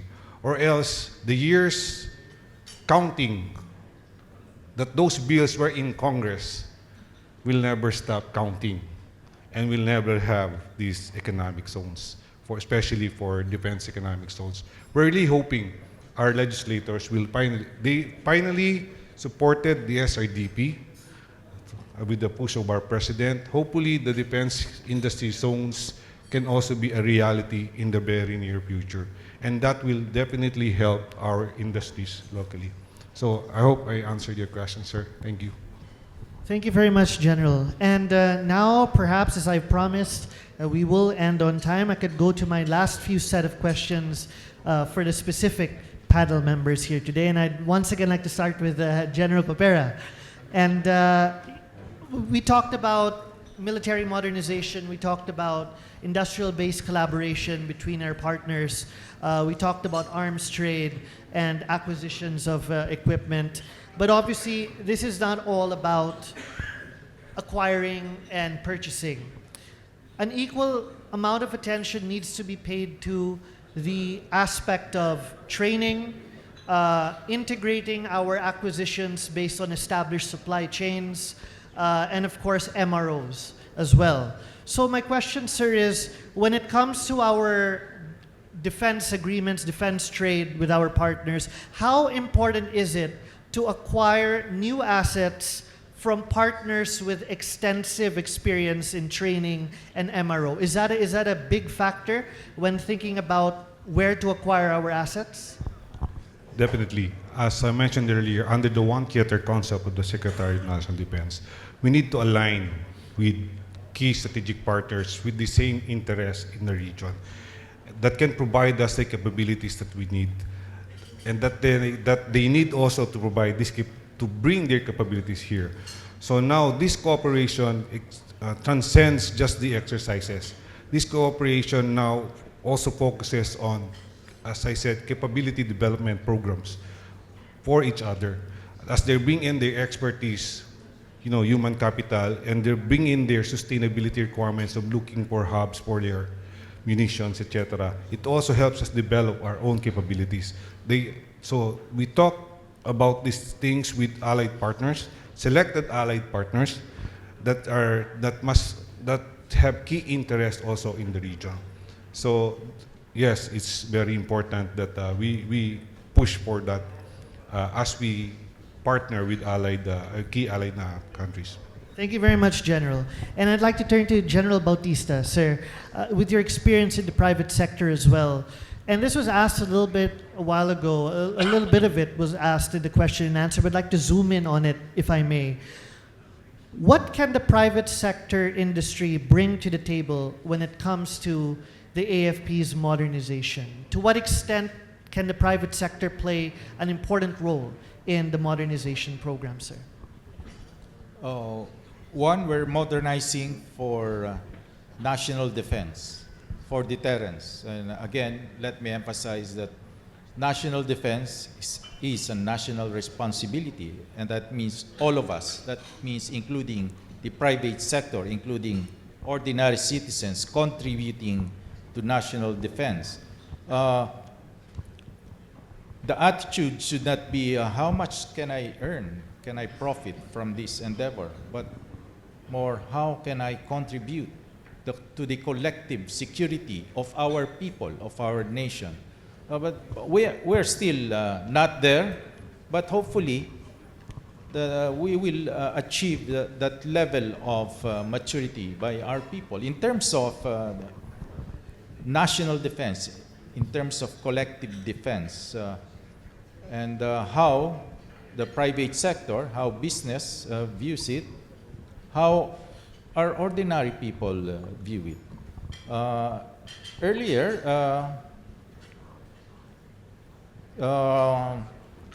we talked about national will, the will to fight, the will to resist, which is very important. It's a member that is national, that is collective, that is not individual. So I take inspiration from countries who are able to achieve that kind of national will and national cohesiveness to be able to stand up for our rights. So who else will stand up for our rights? We can, except ourselves. So we can only depend upon ourselves. And we have seen that in recent history, where it is very important that nations, the people needs to get together as a nation to be able to uphold their rights. So I guess that is the attitude we want for everybody to develop, including the private sector, including private business. Thank you, sir. That was an excellent response. In fact, there is a need to rise above, the basic profit-based mentality and to recognize the bigger picture. And that is exactly what we need to be doing. But I'd like to build on the point that you've raised, sir, on national will. And I'd like to turn to Admiral Ong, sir. Your work on the theory of victory is very significant when it comes to this. And the need to forge the national will was in fact mentioned with great importance. Sir, my question is, how do we operationalize this theory of victory when it comes to government policies, when it comes to the general direction of the AFP? From the military perspective, the theory of victory rests on two strategies: a denial strategy and a cost imposition strategy. The denial strategy, I think that's what we're doing now. Developing capabilities to actually provide a protective buffer, a deterrent buffer across the West Philippine Sea. The cost imposition strategy is something that we need to work with our allies. And the best example, current example of a cost imposition strategy would be the Strait of Hormuz. And how do you now replicate the Strait of Hormuz in our 7 SLOCs where Chinese merchant traffic passes through would be how you operationalize that. Just dagdag ko lang doon sa yung private sector, no? I think private sector needs to make a profit. That means you cannot develop an industry based on the Philippine market. If you are going to undertake a defense industry, it must be able to compete globally. Okay? Of the SRDP projects during the martial law years, only one survived. And it survived because it went global. The rest died. Thank you. Thank you very much, Admiral Ong. Sir, I'd like to turn to you, Sir Admiral Trinidad. The AFP has rightfully gone beyond the very general and broad term of gray zone. The AFP has established the concept, the terminology ICAD, illegal, coercive, aggressive, deceptive, to describe China's illegal activities in our maritime zone. Sir, how can the AFP, and of course, along with the ICAD would be the aspect of information operations as well, FIMI as well. How can the AFP better prepare for this, given that China continuously invests in these ICAD operations, sir? Number one, we have to understand that we are not the only one being subjected to foreign malign intervention. We are not the only one being hit in the maritime domain. This is an attack on the Filipino people, on the country itself. But it's not only limited to the country. Other countries face similar challenges from the Chinese Communist Party. So awareness is the key. Secondly, we need to protect the cognitive domain of the Filipino people, the mindset. The modern battlefield is the mindset of the Filipino people. We need to be able to sift through all the information being given out. We are the social media capital of the world. Facebook is the #1 platform.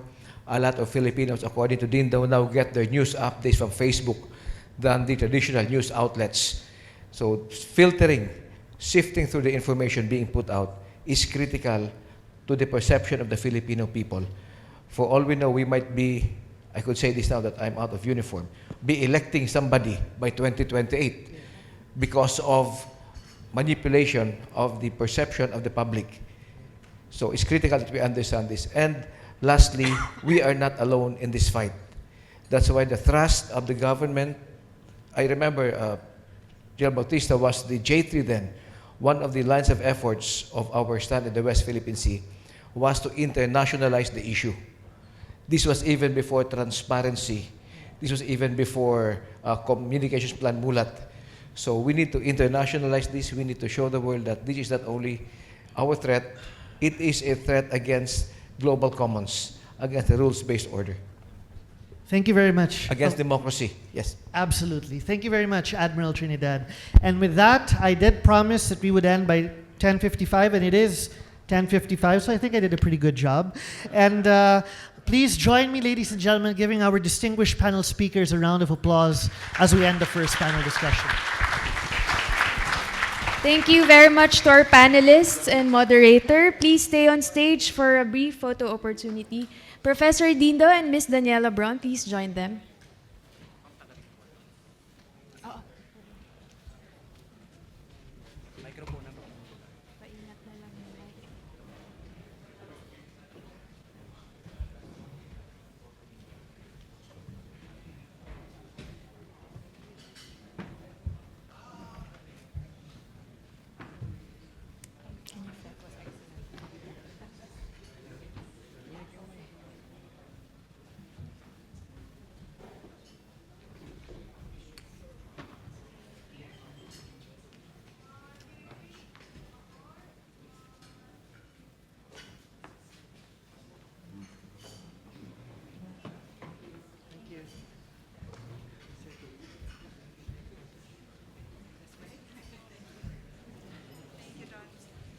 We now move on to our second panel, Advancing Multi-Domain Modernization of the Armed Forces. This session will explore how the AFP can transform into a multi-domain force by strengthening capabilities across the land, maritime, air, and cyber domains. It will examine the distinct challenges and modernization requirements within each domain, as well as the need for greater integration, coordination, and interoperability among them. Following our earlier format, let us welcome our panelists one by one for their brief remarks. To first give his opening statement, let us welcome Brigadier General Walter Icaro, Assistant Deputy Chief of Staff for C4I Star Systems, AJ6 of the Armed Forces of the Philippines.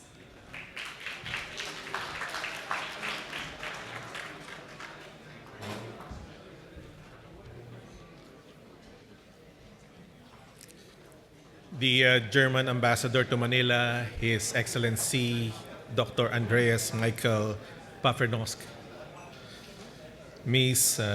Daniela Braun of Konrad Adenauer Stiftung, Professor Dindo Manhit of Stratbase Institute, Her Excellency Ambassador Yulia Fediv, Ukrainian ambassador to Manila, distinguished guests, colleagues, good morning. Allow me first to thank the organizers for inviting me to this forum to share my thoughts as one of the officers involved in the oversight of the AFP modernization program, particularly on the AFP Cyber Systems project portfolio. For my part in this panel discussion, I will be talking a bit on the AFP's framework in the development and modernization of our cyber systems capabilities and how the cyber systems would interplay with the modernized capabilities of land, sea, and air forces. As the current global security landscape continuously evolves, the Armed Forces of the Philippines is undergoing a fundamental shift in its modernization strategy.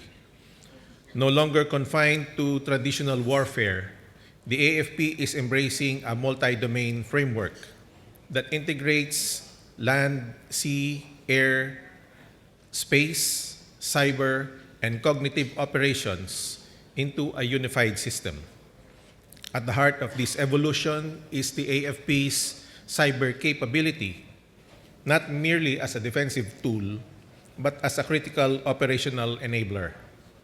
By addressing emerging digital threats and fostering seamless interoperability, cyber development is a critical pillar of the AFP's pursuit of a resilient and credible deterrence posture. We have observed that the modern operational environment is increasingly defined by gray zone challenges. These are activities that remain below the threshold of open armed conflict but produce strategic consequences.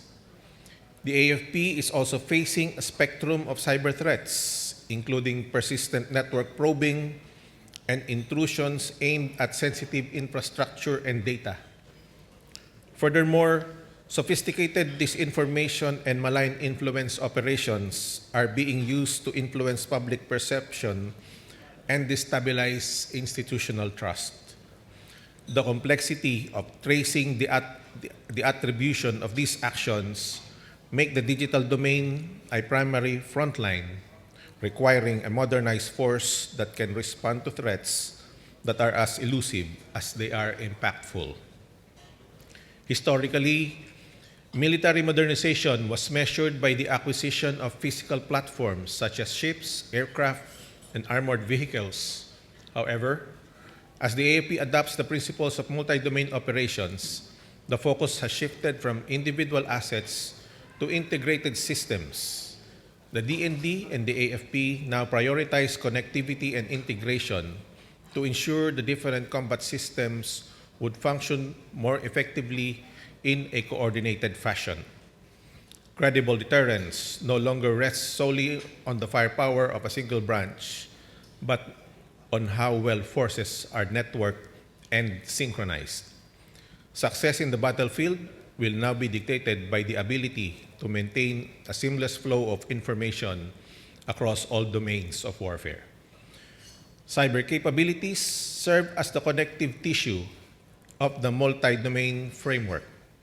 Because no single domain operates in isolation, the cyber infrastructure enables the integration and interoperability necessary for the conduct of joint and combined operations.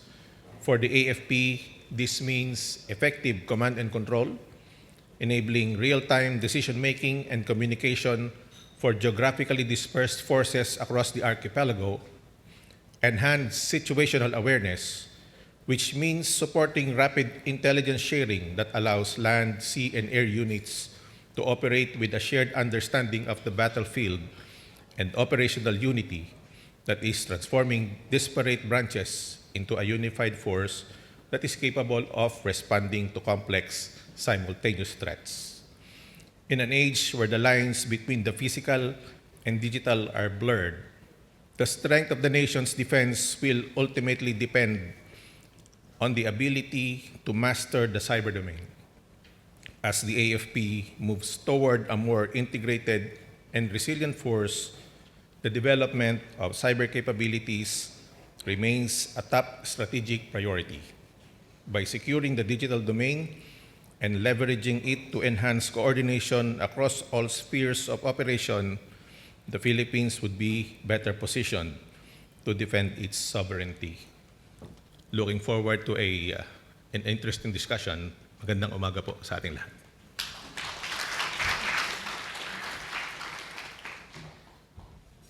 Thank you, General Icaro. We are also joined today by the Chief of the Systems Engineering and Modernization Office of the Philippine Air Force. May I call on Colonel Ryan Igama.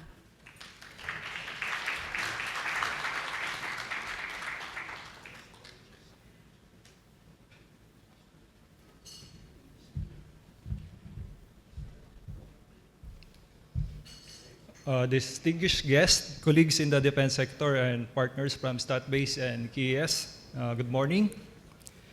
Today, we find ourselves at a critical juncture in our national security narrative. The traditional boundaries of warfare, land, sea, and air are no longer silos.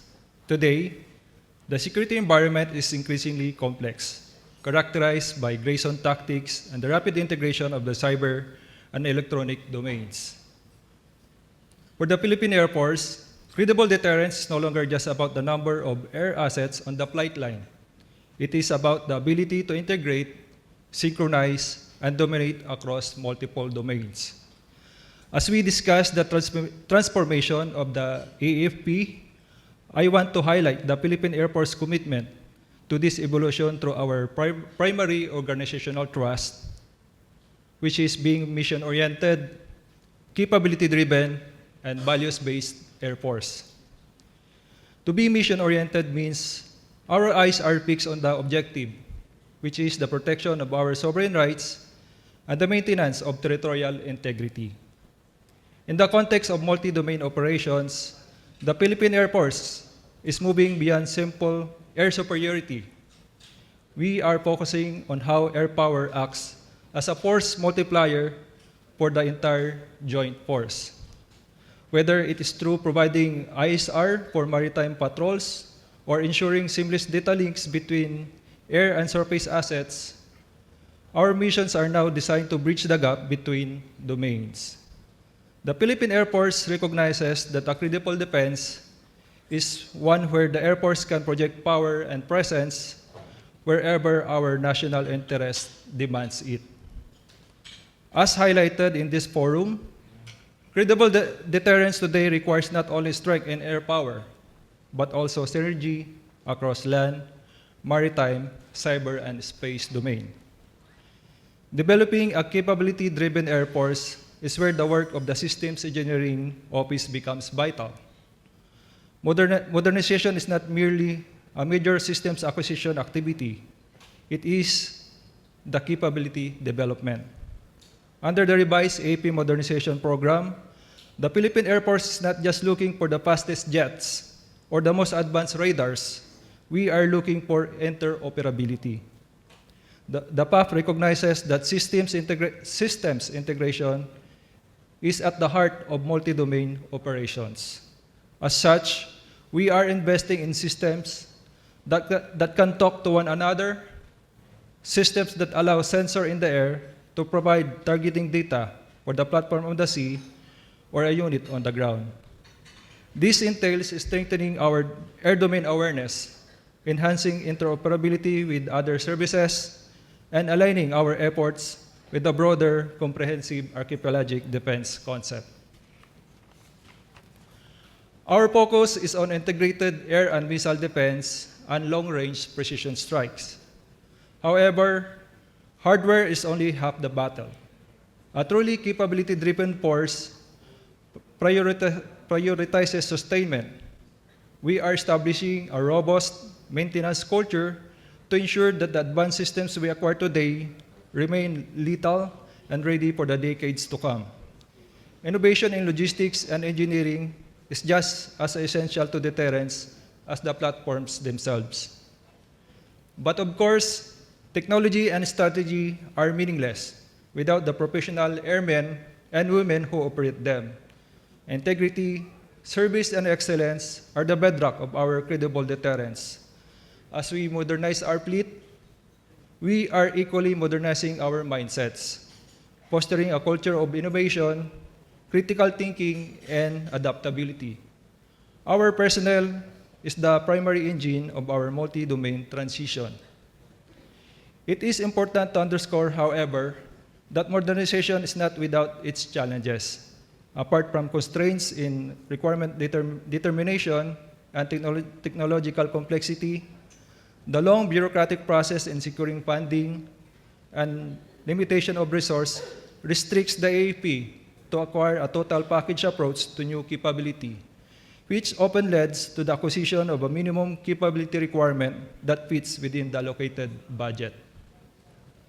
Notwithstanding, the Philippine Air Force stands ready to embrace the challenges of modernization towards a multi-domain future by aligning our missions with the evolving threat landscape, investing in interoperable capabilities, and remaining anchored in our core values.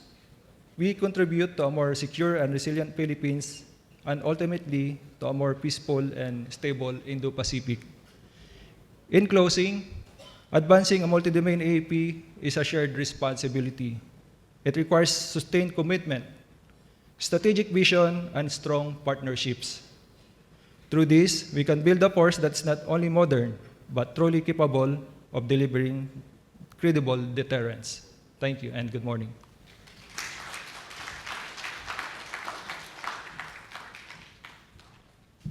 Thank you, Colonel Igama.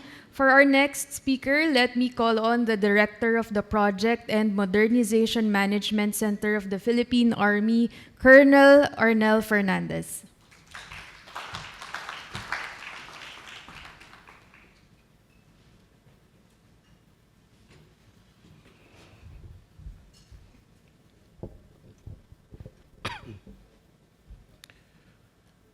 To our the distinguished panelists who were invited and talked a while ago, respective colleagues, members of the Armed Forces of the Philippines, both active and retired but still active, members of the academe, our fellow public servants, members of the diplomatic corps, friends, and other enthusiasts, ladies and gentlemen, good morning. My office is the same as with the Navy and the Air Force. The only difference is that we also cater our general appropriations and other fundings, and we are catering for all the big ticket items of the Philippine Army, a 124,000 strong. It is an honor today, and as we gather here to do the pivotal moment in our nation's national journey, the strategic environment around us continues to evolve, marked by increasing the Grayson activities, cyber threats and hybrid warfare that challenge not only our territorial integrity, but also our national resilience. In this context, the modernization is no longer simply about acquiring new equipment, but it's about transforming the armed forces of the Philippines into a truly multi-domain force that can operate seamlessly across the land, air, sea, cyber, and space. For the Philippine Army, the transformation begins with a clear recognition land power remains central but must be deeply integrated with other domains to be effective. First, integration is our strategic imperative. The nature of warfare today demands a level of interconnectedness that transcends traditional operational boundaries. No single domain can achieve decisive outcomes in isolation. Instead, the land, air, sea, cyber, and space must function as one unified system where sensors, decision makers, and operational units are linked in real time. Our ongoing modernization efforts reflect this shift.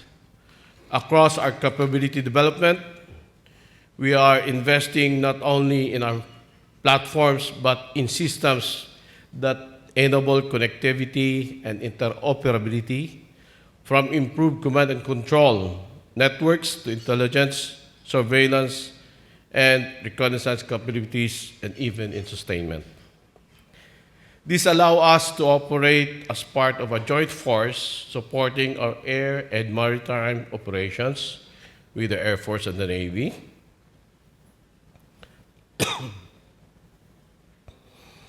Contributing situational awareness and enabling coordinated responses across domains. More importantly, this integration aligns with the Land Comprehensive Archipelagic Defense concept, where land forces are positioned not just to defend the terrain, but actively support the defense of our maritime approaches and national territory. Second, capability development must be adaptive and multi-domain in nature. Our modernization, whether in mobility, firepower protection, or sustainment, are designed with one objective in mind: to enable the Philippine Army to operate beyond traditional land domain. For example, enhanced mobility platforms allow rapid deployment across the archipelago, supporting joint and inter-island operations. Improved firepower systems contribute to joint fires and deterrence by extending operational reach. Engineering and support equipment strengthen our ability to sustain operations in complex and diverse environments. Meanwhile, the development of unmanned systems and emerging technologies expands our presence into information and electromagnetic domains. Taken together, these capabilities form part of our broader transformation, one that allows the Army to contribute to joint operations, maritime security, and air defense and information dominance. This is how modernization projects in their totality advance domain, not capability, not as an isolated acquisition, but interconnected components of a unified defense system. Third, people remain at the heart of modernization. At the core of every capability is the soldier. No matter how advanced our systems become, they are only as effective as the people who operate them. Modernization, therefore, requires equal emphasis on human capital development.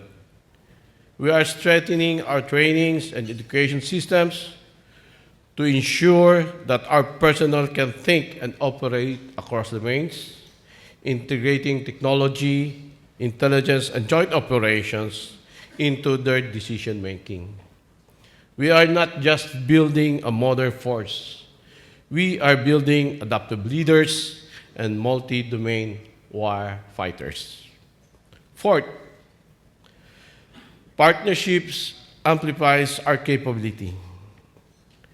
In today's security environment, the credible deterrence is not achieved in isolation.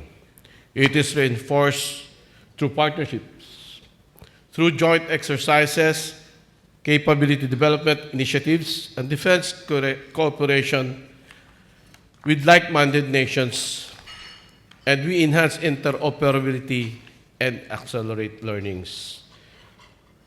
These partnerships allows us to align our modernization efforts with global best practices and ensure that our forces can operate and effectively alongside with allies and partners. And finally, modernization is about credible deterrence. It is our objective is not to wage war, but it is to prevent it. But developing a multi-domain capable force, we send a message that the Philippines is prepared, capable, and committed to defend its sovereignty. Credible deterrence is achieved when political adversaries recognize that we possess not only the necessary capabilities, but also the ability to integrate and employ them effectively across these multi-domains. It is a combination of capability, integration, and resolve that makes deterrence credible. In closing, multi-domain modernization is a shared responsibility. It is required sustainment, investment, institutional reforms, and the whole-of-nation approach. It demands that we move beyond platform-based thinking and embrace a system-oriented, integrated, and forward-looking perspective. For the Philippine Army, we remain fully committed to this transformation, ensuring that our modernization efforts contribute meaningfully to a joint interoperable, a multi-domain armed forces of the Philippines. Together, let us continue building a force that is not only modern, but credible, resilient, and ready to deter conflict and secure our nation's future. Maraming salamat at mabuhay tayong lahat.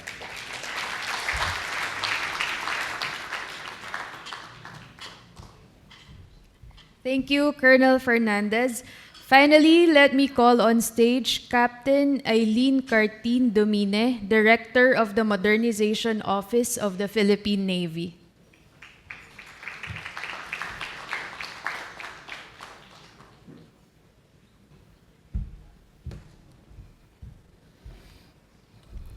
Distinguished guests, colleagues from the government and the defense sector, members of the diplomatic corps, representatives from the academe and the private sector, ladies and gentlemen, good morning.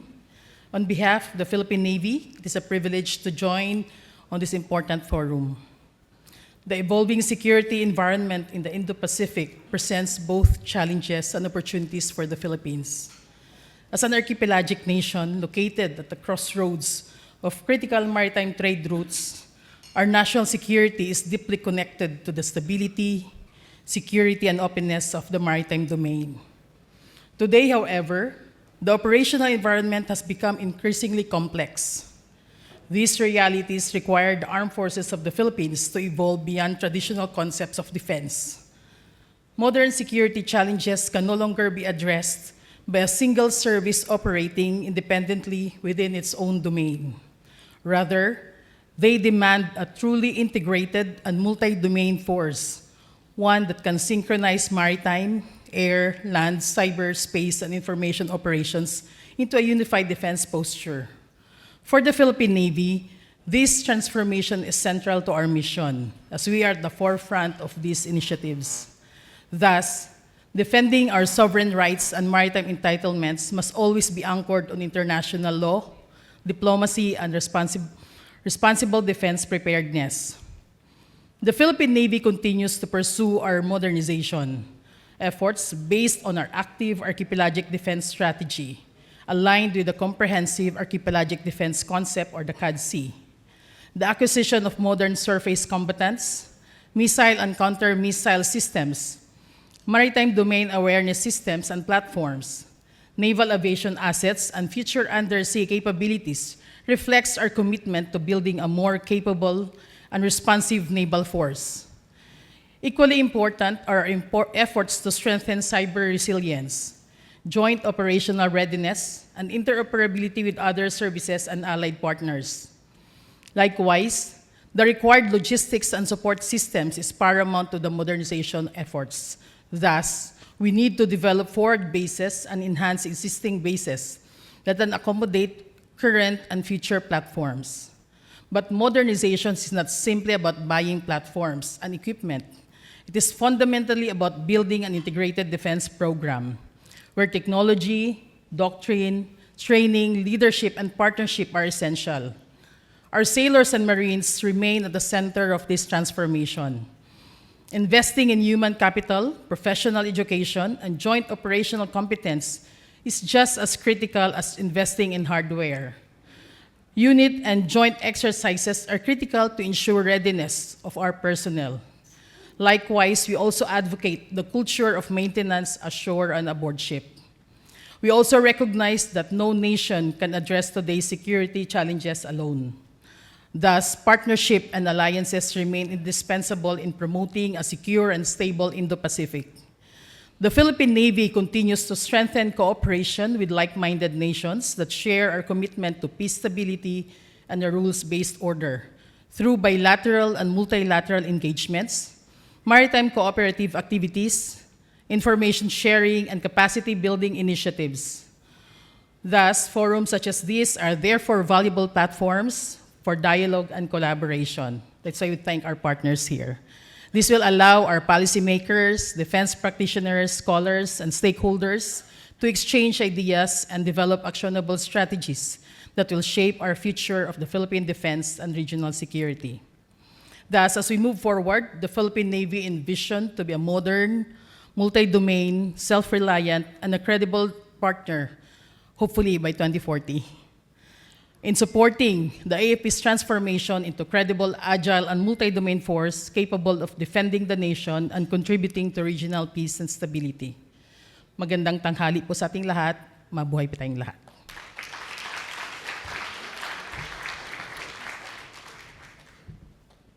Thank you, Captain Cartine Domine. May we call on back the stage our panelists, General Icaro, Colonel Igama, Colonel Fernandez, and Captain. This will be moderated by Lieutenant Colonel Janet Arceo, ASEAN Top Women in Cybersecurity 2022 and National Security Fellow of the Philippine Council for Foreign Relations.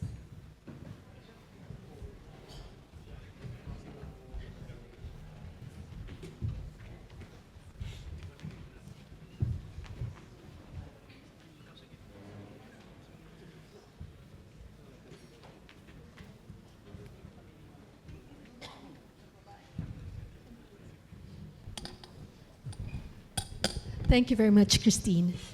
Of course, Your Excellencies, my senior officers in the service, ladies and gentlemen, and of course, Professor Manhit and the Strat-based team. Good morning to all of you. It's very difficult to be the one between lunch and a very good panel of experts, especially in the aspect of operational planning and operational capability development. So for this panel, we will be exploring how the AFP can transform into a truly multidimensional force. And since this morning, it seems like the takeaway is we are already at war. And there's so much talk about integration, interoperability, and joint operation. I'd like to first ask all of you, What are so far the biggest challenges the AFP faces in transitioning from service-centric modernization towards the truly integrated multi-domain force? And I'd like to add to that one the aspect of enduring or endurance in terms of prosecuting a war. So sustainment is key in the successful prosecution of war, as we all know. Since we discussed earlier, it's been said that we are already at war. What are the operational requirements that allow us to be more integrated versus service-centric in terms of sustainment? Sir, would you like to start? Sir, for the first question, good morning. For the first question is what are the obstacles? First and foremost, the Philippine Army is centered on the internal security operations. And now we are changing our strategic minds into a external defense, or more on the deterrence. And it is imperative that in our human capital development that there will be changes on the mindset of these soldiers. So the decision is more on the tactical before, but this time we are more on the joint operations. That's why we are now conducting combined operations, joint operations, and also the mechanism of the command and control, and of course, how we can integrate ourselves with the current situation of warfare. And for the second, ma'am, on the sustainment, well, with the present and continuous exercises with allied partners, I, for one, was involved in the sustainment of the whole armed forces and how to move in case of any deterrence actions taken to us inland. And we saw the requirements that deals a very large amount of allocations. And we are now proposing, and also as mentioned by the AFSEMO, Jal Papera, that we are dealing already with a big ticket items that to sustain. So we are already in transition, and we are already finishing the internal security operations. Thank you. Thank you, sir. That's very interesting to note. Yes, General Icaro. Our current framework in planning, programming, and budgeting, considering these key budgetary units that we have in the AFP, we tend to be service-centric in planning for our capability development. But then the good thing is we have different bodies to ensure oversight over the implementation from the planning stage up to the implementation stage of modernization projects. And going through this tedious process, integration and interoperability is being at the center of the discussion to ensure that all systems would be integrated and working not on service-centric modes, but on a multi-domain operations. That is very reassuring, sir. Thank you. Colonel Gama, for the Air Force. Yes, ma'am. One of the biggest challenges is transitioning from platform-based modernization to capability-based integration. So before we focus on buying capability without considering the integration. So right now, the Philippine Air Force is treating each capability development from womb to tomb, considering from its acquisition planning until its including the sustainment until its retirement. So that's all, ma'am. Thank you. Thank you, sir. And of course, the sole female officer on this panel, Ma'am Captain Dominic. Ma'am? Yes, ma'am. For the Philippine Navy, the main challenges right now is sustainment, especially with our support systems. We don't have yet. We need to develop our forward bases. That's why we need to go back to the headquarters, to Luzon, just to sustain our ships. And more than that, we also need to have an interoperable systems, not only with our other services, but to include with our allied partners, especially on C2 systems and shared information sharing. So we need to develop those systems for us to be sustained and interoperable, operate with our partners. Thank you, ma'am. I'm going to ask a rather controversial question.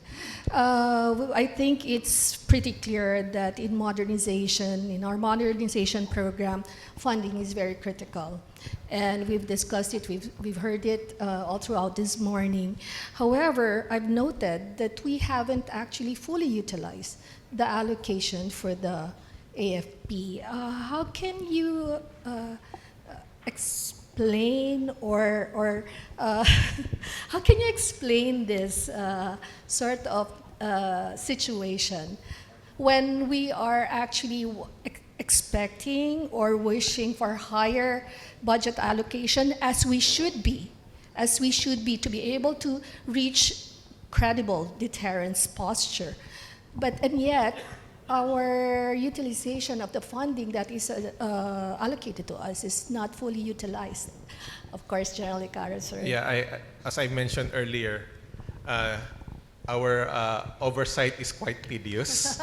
Yes, and we are just making sure that the capabilities that we are acquiring would be the appropriate ones, and we would like to avoid white elephants to be acquired. And just to make sure that that these capabilities would be used, we need to enhance our current human capital development program to complement the acquisition of modern equipment. So I guess, that would be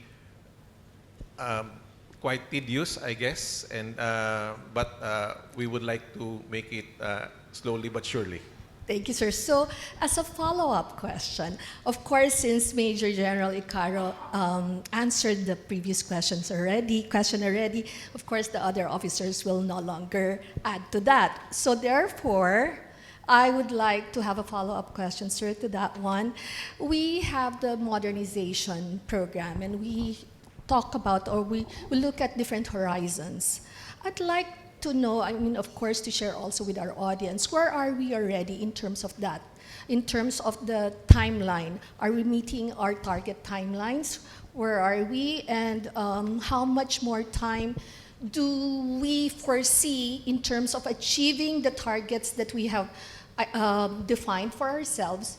And because that will determine, in fact, our objective of having credible deterrence. So the question is, where are we in terms of that? We'll ask Captain first, sir, and then we'll let everybody else. Yes, ma'am. For the Philippine Navy, most of our projects are already moving forward, especially on our big ticket item. Like just December last year, we already have contracted our frigates, additional frigates, our additional ASW helicopters. So that's a big leap for us. And even we also have even the subsystems. Like we already had an upgrades of our OPVs before it is even delivered. It's already upgraded with our towed sonars. We have other systems that are in place right now. Some of our upgrades of our current platforms are in the procurement stage. So we are happy that those are moving forward. Although there are a lot of challenges also. That's why maybe because of our procurement processes, that's why it's slowing us to advanced stage of our procurement. Yes, ma'am. Thank you, Captain Domina. Colonel Ikama, for the Air Force. Yes, ma'am. Also with the Air Force, we are online with the procurement process. However, due to the fast-paced technological advancement, our recently procured equipment become obsolete. So we need to fast-track our procurement. Yeah, to that's the reality that we are Yes. facing, sir, right? Yes, Okay, ma'am. I will skip you, General Caro, with your permission, sir, to proceed with Colonel Fernandez. For the Philippine Army, currently we already have this land warfare, and as you can see in the social media and the publications, that we had a big impact on our internal security operations. So therefore, we have implemented our modern warfare, but of course I will not tell you how and what. Sorry. Don't worry, sir. I was prepared to say you may keep the secrets secret. Yes, sir. And as of the moment, we are in the integration. As I've said, that we are in the joint operations. The headquarters of the armed forces is having its superhighway in communications, and we want that everything will have the same architecture in our modernization, and all of our modernization programs is already with the armed forces, and all of our projects are joint projects with the Navy and the Air Force, for reason that when deterrence in sea and air is not anymore feasible, this Air Force and the Navy will join us.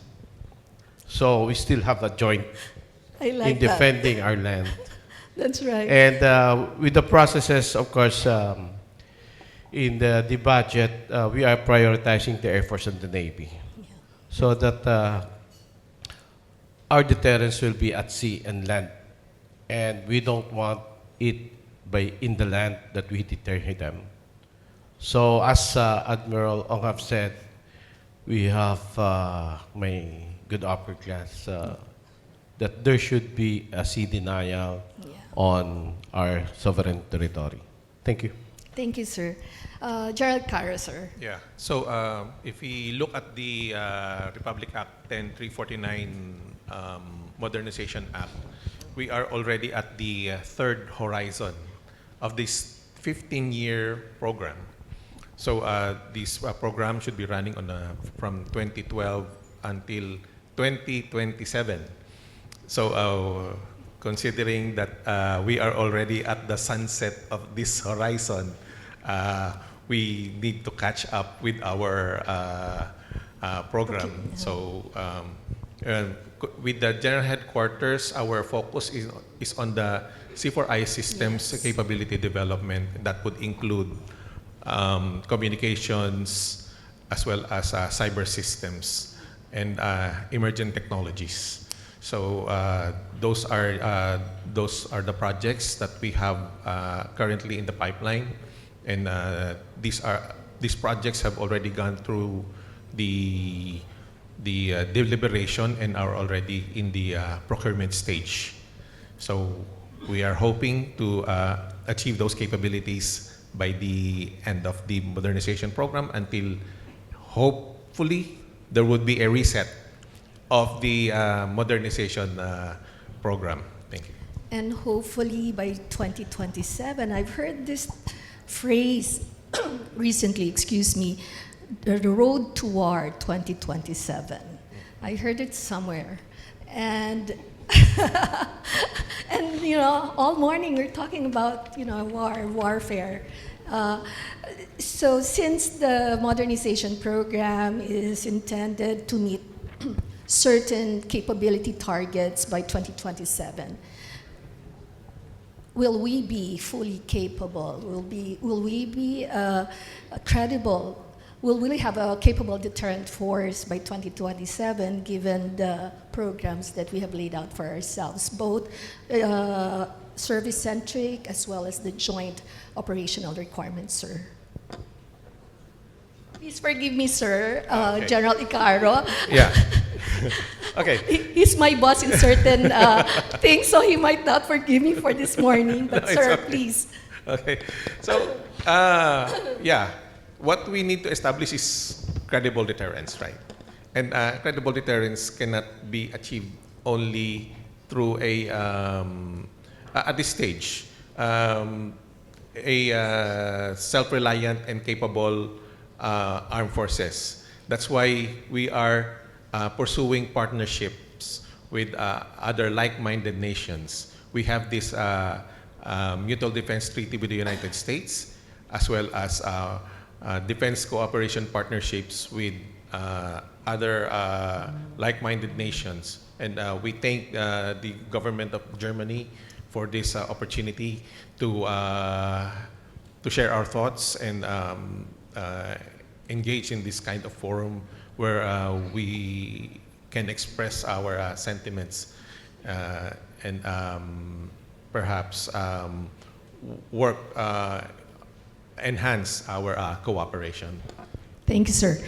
Before I open the floor to the audience and before I proceed with the service-specific questions, I'd like to pose this question to, of course, Ms. General Icaro. Cyber operations, it's not like it seems, but it is obviously the most cross-cutting operational requirement. You've mentioned it in your presentation, but truly, how much integration are we doing across all the domains, across all the services in terms of cyber integration and cyber operations, sir? Yeah, so part of the modernization program is the force restructuring and organizational development. And with that, the Armed Forces of the Philippines created the Cyber Command of the Armed Forces of the Philippines. And with the Cyber Command being in the front line of cyberspace operations, the cyber defense capabilities of the different major services, the Army, Navy, and the Air Force, are being integrated and synchronized in order to pursue the cyber defense effectively. So that's how we are pursuing the cyber defense capability, as well as currently we are developing the human resource development program for the cyber workforce. Across all services, Across sir? all services, yes. Yes, thank you very much. Would the other panelists like to add on to that particular question? Colonel Fernandez, sir. For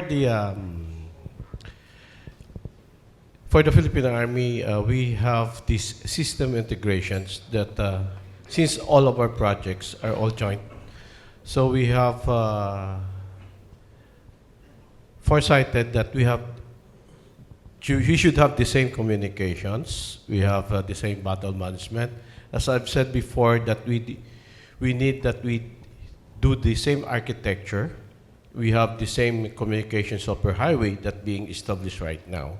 So all our procurement or acquisition is dependent on the integrated system that being established by headquarters, so that we can talk to the Air Force and the Army in a multi-domain warfare. Thank you, sir. Colonel Gama, you want to add on to that, please? Yes, ma'am. At this point, ma'am, at the GHQ, we are transitioning from a joint capability planning for us to have a unified capability development. So I think the focus now is to be unified in terms of capability. Thank you. Thank you, sir. Ma'am. It's for the Navy. You mentioned earlier about the cyber programs. For the Navy, we have already our Cyber Defense Operations Center, of which most of our combatant ships which should be connected to that operation center, which will be connected also to the general headquarters and to the combatant command. So we want to develop our systems to be in. We have a one picture, That's right. a common picture, common maritime operating picture that will be what was seen by the frigates can also be seen at the headquarters. So we are developing our combat management systems, our tactical data links that can be integrated to the headquarters that we can, and among all the surface action groups. That's right. Thank you very much, Captain Domine. Now, before I ask the audience for their questions, follow-up question.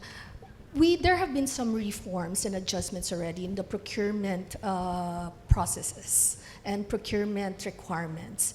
How do these reforms and adjustments in the procurement processes and requirements impacted on your capability development so that we can actually pursue our vision of having a really credible deterrent force?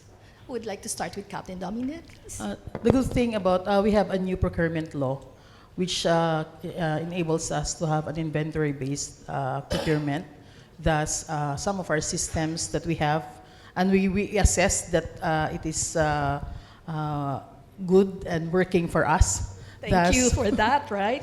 Yeah, so that's why we will be getting or procuring same systems, and so that we can sustain it further. And although there are systems also that are not, especially the after sales, the sustainment, it's challenging for us. Thus, we need to change to another platforms or another systems. So yeah, we thank the new procurement law for that. Colonel Gama, are you happy with the reforms in the adjustments in the procurement law? I think, ma'am, what we are doing in the general headquarters is that, for example, ma'am, for the procurement of GBADs, before we are service-centric. Right now, we are having a joint technical working group working on that so that across the services, we will have the same capability in terms of GBADs, ma'am. Thank you. And systems are interoperable, Yes. and communicating with each other very smoothly, right, sir? We will skip you, General Icaro. Colonel Fernandez. Sir, for the background of the Standardized Procurement Act of the government, before it was Republic Act 9184, and now it is the Republic Act 12009. The 12009 is a product of the 9184 and the proposed Defense Acquisition Bill of the Armed Forces of the Philippines that deals particularly on the sensitivity of acquiring equipment. As of the present, we are glad that the 12009 is already somewhat aligned with our desire that we are not now publishing our capabilities to our adversary, where sometimes our adversary is the one joining as one of the bidder Selling and to us. selling to us. That So makes it's us so okay. vulnerable, sir, right? Yes, sir. So, how can we be able to make our credible deterrence when we are already publishing our capability? So, before acquiring it, they have already their counter measures for that. Now, with the same with interoperability, we have the reference of inventory base. We have also for the Army is now preparing, submitting its proposal that we have identified critical base items or equipment, non-critical, that should be published and not published to the community. So, particularly the infrastructure. As of the present, in the previous procurement, we are all publishing all our infrastructures because it is deemed necessary and imperative it would be through public bidding. But this time, we have our own negotiated procurement that deals on the secrecy of our infrastructure and equipment. Thank you. Thank you, sir. That's very reassuring to hear. General Carr, would you like to respond to Yeah, that? I can speak as a member of the, or chair of the General Headquarters Bids and Awards Committee, and also a member of the DND Bids and Awards Committee. The Republic Act 12009 has improved our procurement process as far as the defense acquisition is concerned. Our technical working groups are no longer constrained with the 9184 default of public bidding. Instead, we have a variety of options to pursue to ensure that our acquisition would be for the best interest of our organization. Thank you, sir. So now we open the Q&A to our audiences. Any question from the audience? Yes, sir, there's one. There's another one behind him, and the lady in front, and of course, sir. Okay, we'll call. Sir, would you like to be the first to? Yeah. Our panels will just answer collectively to all your questions, if that's okay. Yeah, that's fine. It's a general question anyway. Yeah. Thank you, sir. Clearly, you are being measured in terms of how you perform in relation to your modernization program, which was implemented so many years back. For me, that's unfair in the sense that we are not measuring how BCDA and Congress perform in terms of how they supported you. We are trying to reset modernization program right now, meaning by this time there should have been so much lobbying with Congress in terms of enabling law in order for us to start this one. But where are we going to get the financial resources to support that one when we run out of bases to sell? So that's one. Second is it about time for us to entertain a concept of an entity, a GOCC entity, because Major General Papera mentioned a while ago, sir, that GOCCs are able to borrow as compared to government agencies. Is it about time for us to entertain something of giving birth to an entity that is similar to PADC or even beyond what the mandate of a PADC when it was conceptualized more than 50 years ago? And related to modernization program, since we have our friends from APECO here, I strongly suggest that we don't reinvent things in terms of SRDP. There are very, very successful countries that implemented self-reliance programs. One of them is India. Make in India is one of the successful self-reliance program in the world. And it's just a matter of really looking at the success story of these countries. India's competitive advantage is economies of scale, but our competitive advantage is really coming up with an aggressive offer from free-port zones in order for them to be able to be empowered to provide more incentives that is way, way, way, way beyond what Create More can provide, Thank you, what sir. Board of Investments can provide. Yes, Thank you very much, sir, for your question and your manifestation. The gentleman behind you, sir, would like to give your question. I'm Colonel Roel Rumbawa, Army retired. Anyone can answer this, and I would like to focus on. We talk about sustainment. We talk about funding. 12009 is already providing us with a good enough elbow room to work around. I belong to the defense and aerospace and defense consulting industry.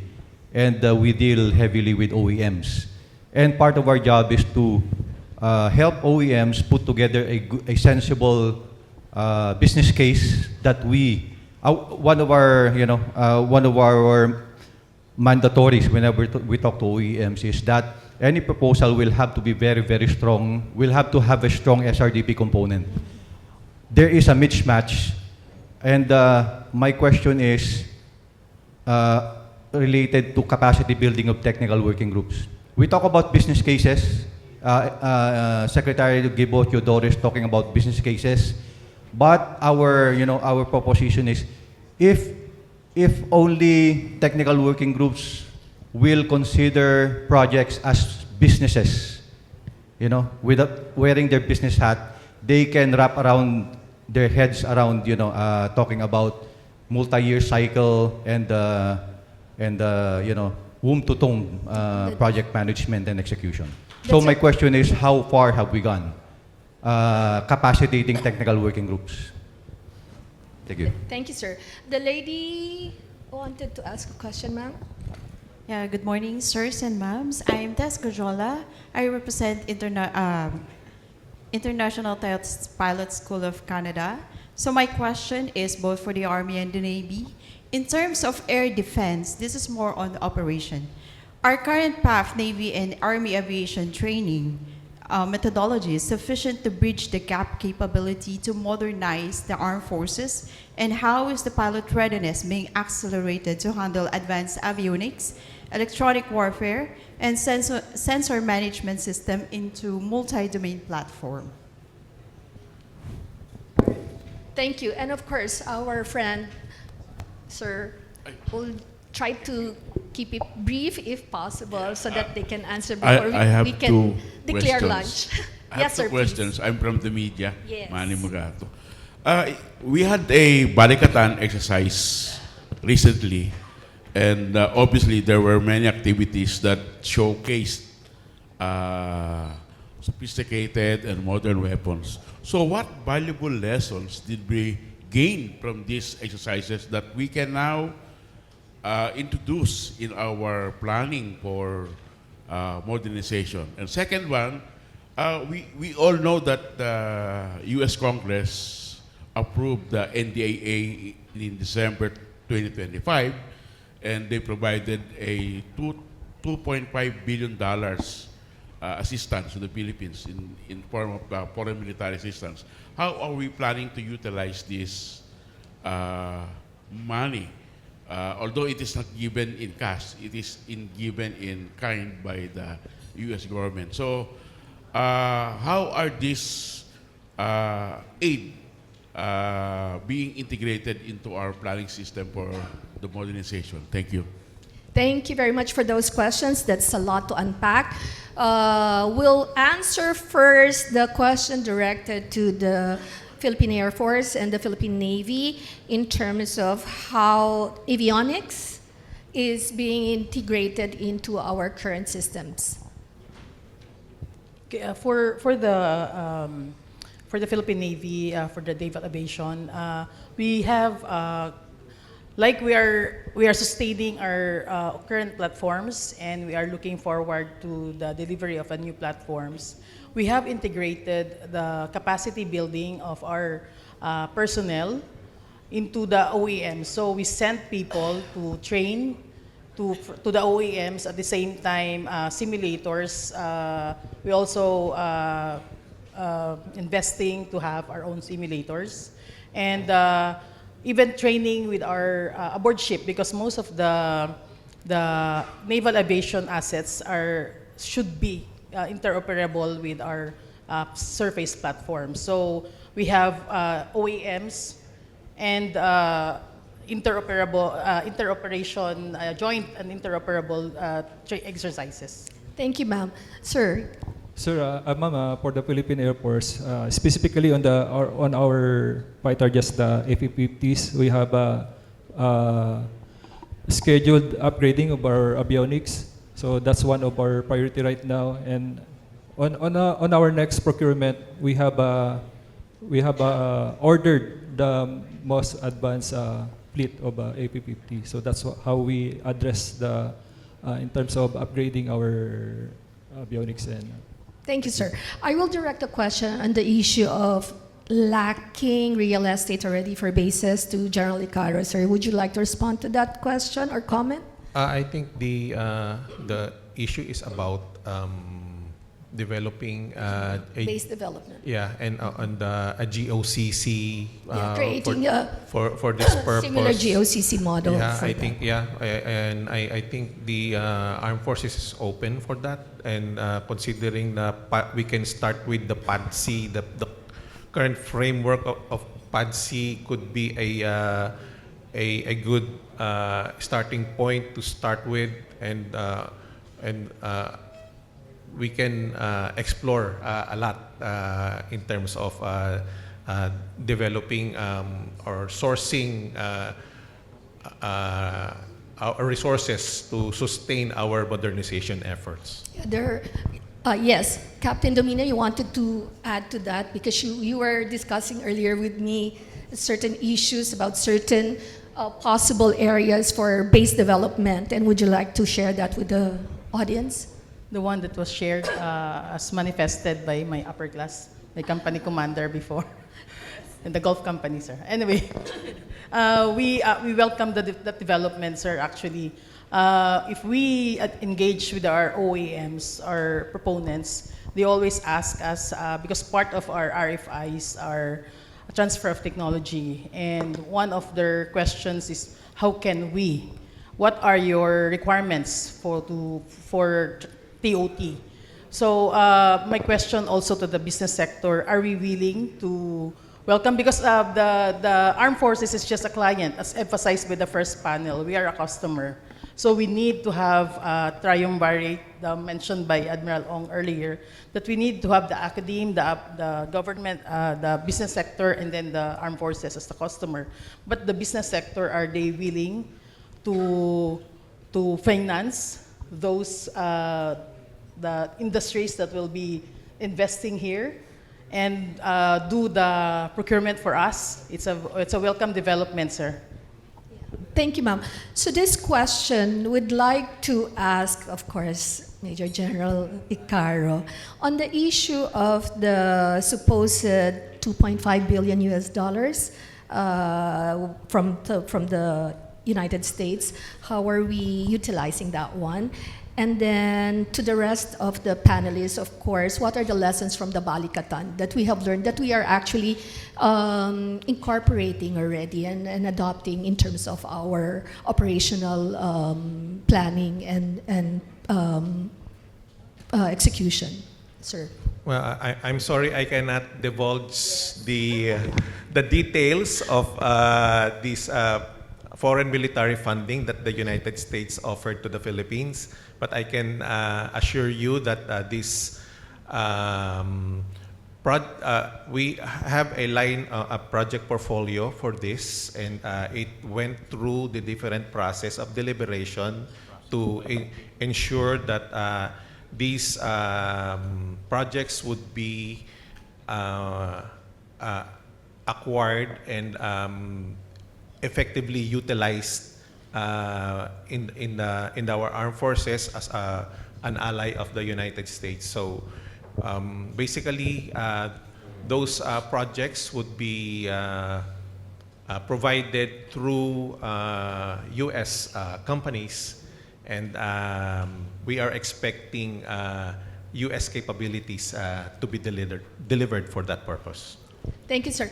When I hear murmur among the audience, that is a signal for me that they want to have lunch already. But please allow us to wrap up this panel discussion, sirs and ma'ams. So, Colonel Fernandez, what are the lessons from the Balikatan exercises, whether from this year and from previous years, that we have actually adopted and integrated into our own operational execution and planning?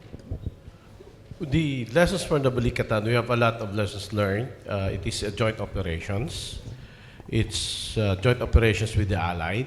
And for me, I was involved in the sustainment with the sustainment brigade and the sustainment command of the U.S. So we have a lot of discussions, and they also showed their current operational requirements on how to sustain certain or large amount of forces. So we have learned a lot of things. As I've said before a while ago, that we already have, or we are already preparing the requirements of a massive or a large-scale movement, for example, from Visayas to Luzon, if in any eventualities may occur.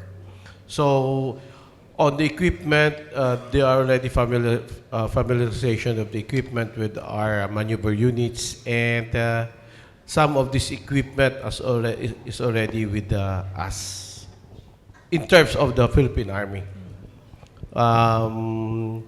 Some of it will be acquired as soon as possible time, and our preparation right now is with the current warfare with in reference to Ukraine, Iran, or the Gulf crisis.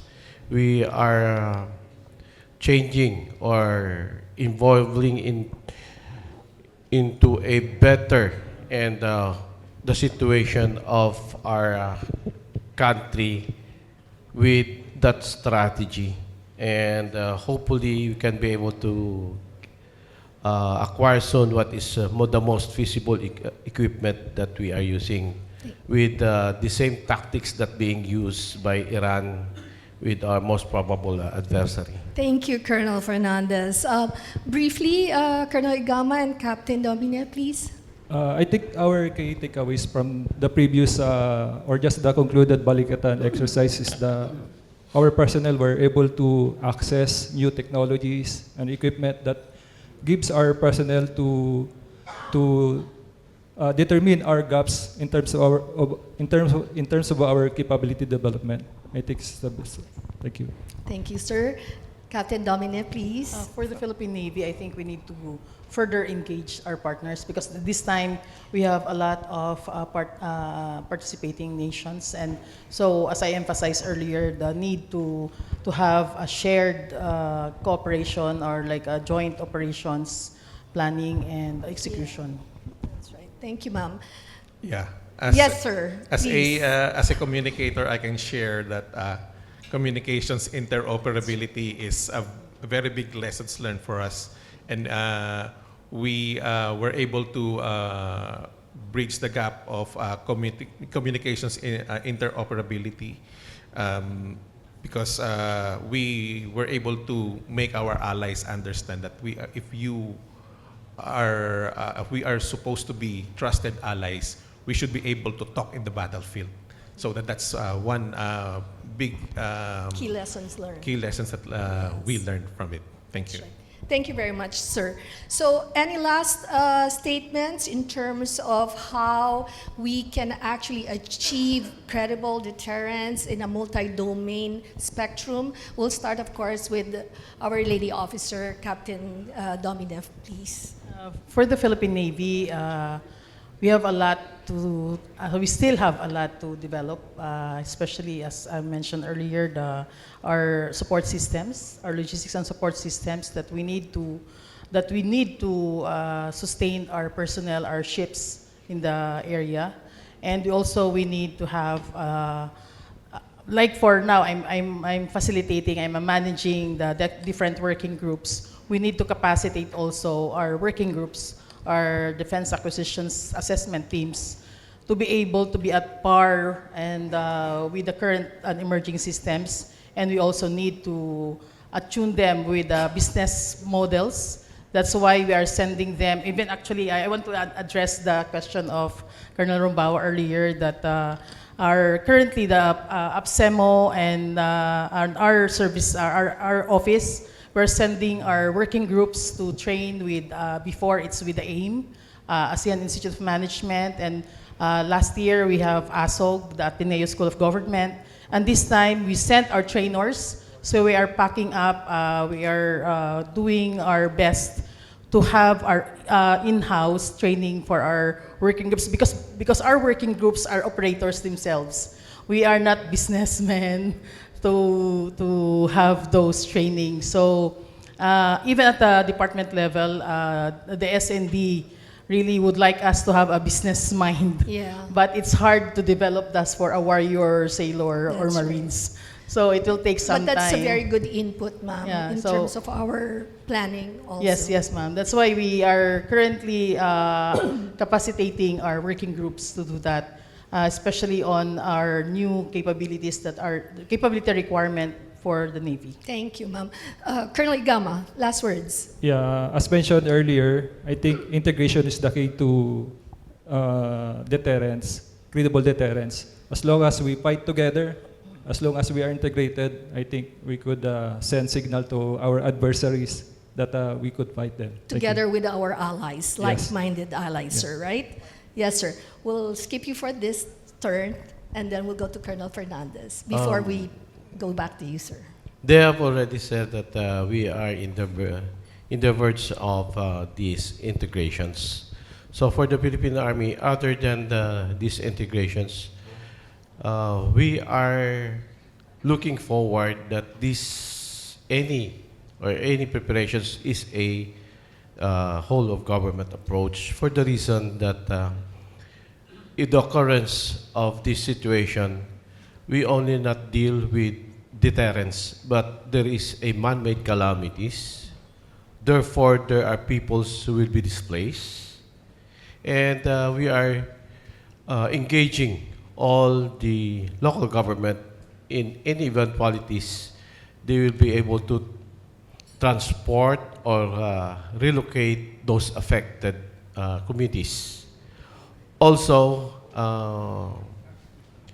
we have already, we are organizing our land components, particularly the reserve force of the Philippine Army.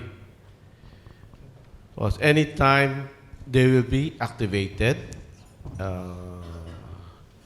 and also Colonel Rumbawa will be involved. We are having this reorganization and instilling in their mind that in any eventuality, the reserve force will be the replacement of our regular force. Thank in you, any- sir, for recognizing that, me being a reservist officer Ma'am, you're myself. also a reserve officer.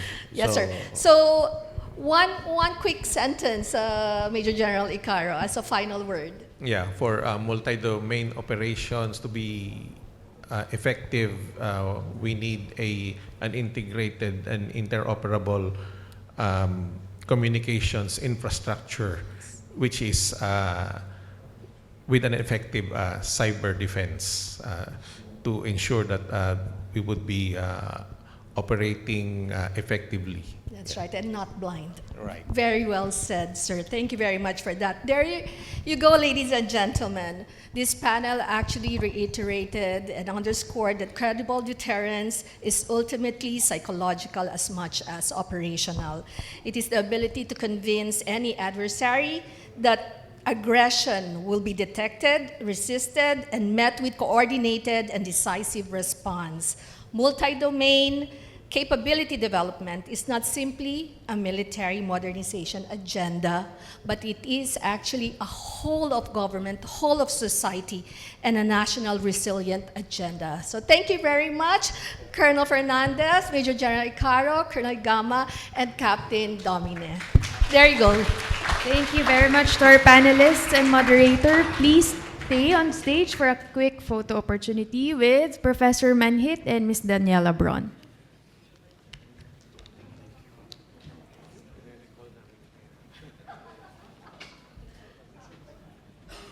Already put my iPad here, right? Because we are way over time already.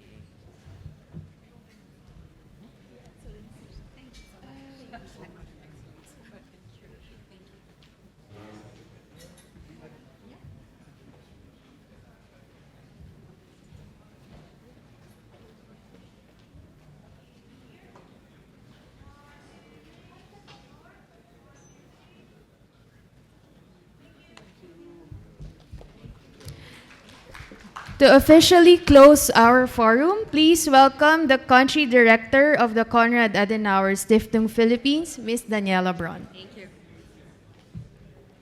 Thank you so much. Thank you. We are way over time. I promise I will be brief, just 5 minutes of your attention. So warm greetings again from my side to all of our distinguished guests, panelists, moderators, and our partners. On behalf of CAS Philippines and StratBase, I thank you all for joining today's discussion on defense modernization. I believe it is a very timely and important topic that not only matters to the Philippines, but for many countries also across Europe.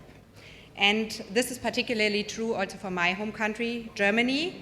We heard it already from the ambassador in the beginning. Germany has declared its ambition to build the strongest conventional army in Europe by 2039. So I think we heard it many times before. In recent years, the global security environment has grown markedly more volatile. Russia's ongoing war in Ukraine, coupled with sustained hybrid operations targeting EU and NATO countries, armed conflict in the Middle East, but also the evolving role of the United States are reshaping global politics. And on top of that, of course, in this part of the world, it's also China's increasingly assertiveness, which further compounds these challenges.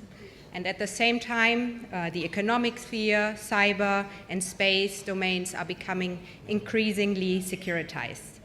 And taken together, all of this really defines our global security landscape in these days.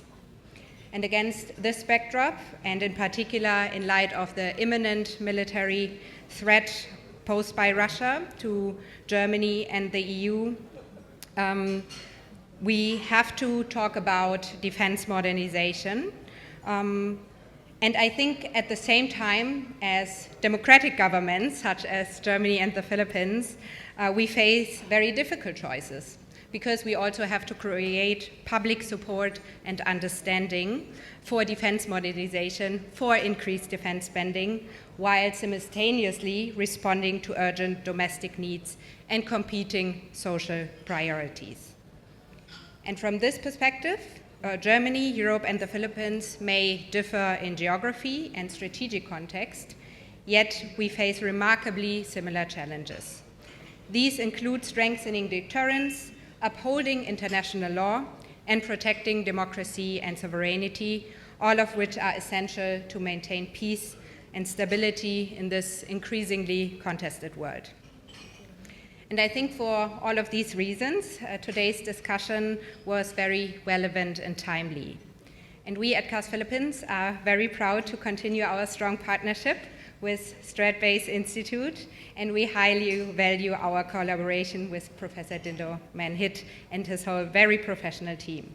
Together, we seek to advance meaningful and forward-looking discussions on security, defense, and democratic resilience. As a German political foundation and think tank, CAS firmly believes that freedom requires security. And this conviction is deeply rooted in Germany's own history. In the early years of the Federal Republic, Chancellor Konrad Adenauer laid the foundation of modern German security policy by firmly anchoring Germany in the Western Alliance and establishing the German Bundeswehr in 1955. His leadership marked a decisive shift from post-war demilitarization towards collective defense and strategic responsibility. And today, as we again confront a rapidly changing security environment, Adenauer's insight that security, sovereignty, and democratic stability are inseparable remains as relevant as ever. So open, inclusive, and informed public debate is therefore essential. So this forum is, of course, coming to a close now, but I hope we can continue this discussion with all of you. So please stay engaged with CAS Philippines and, of course, also StratBase Institute. And last but not least, please allow me to extend my warmest congratulations to our partner in crime, the Strat-Based Institute, and Professor Dindo Manhit on this successful forum, and I express my deepest appreciation to the strong and continued partnership. And of course, thank you to all of you. Thank you very much. Maraming salamat, Dankeschön, and mabuhay.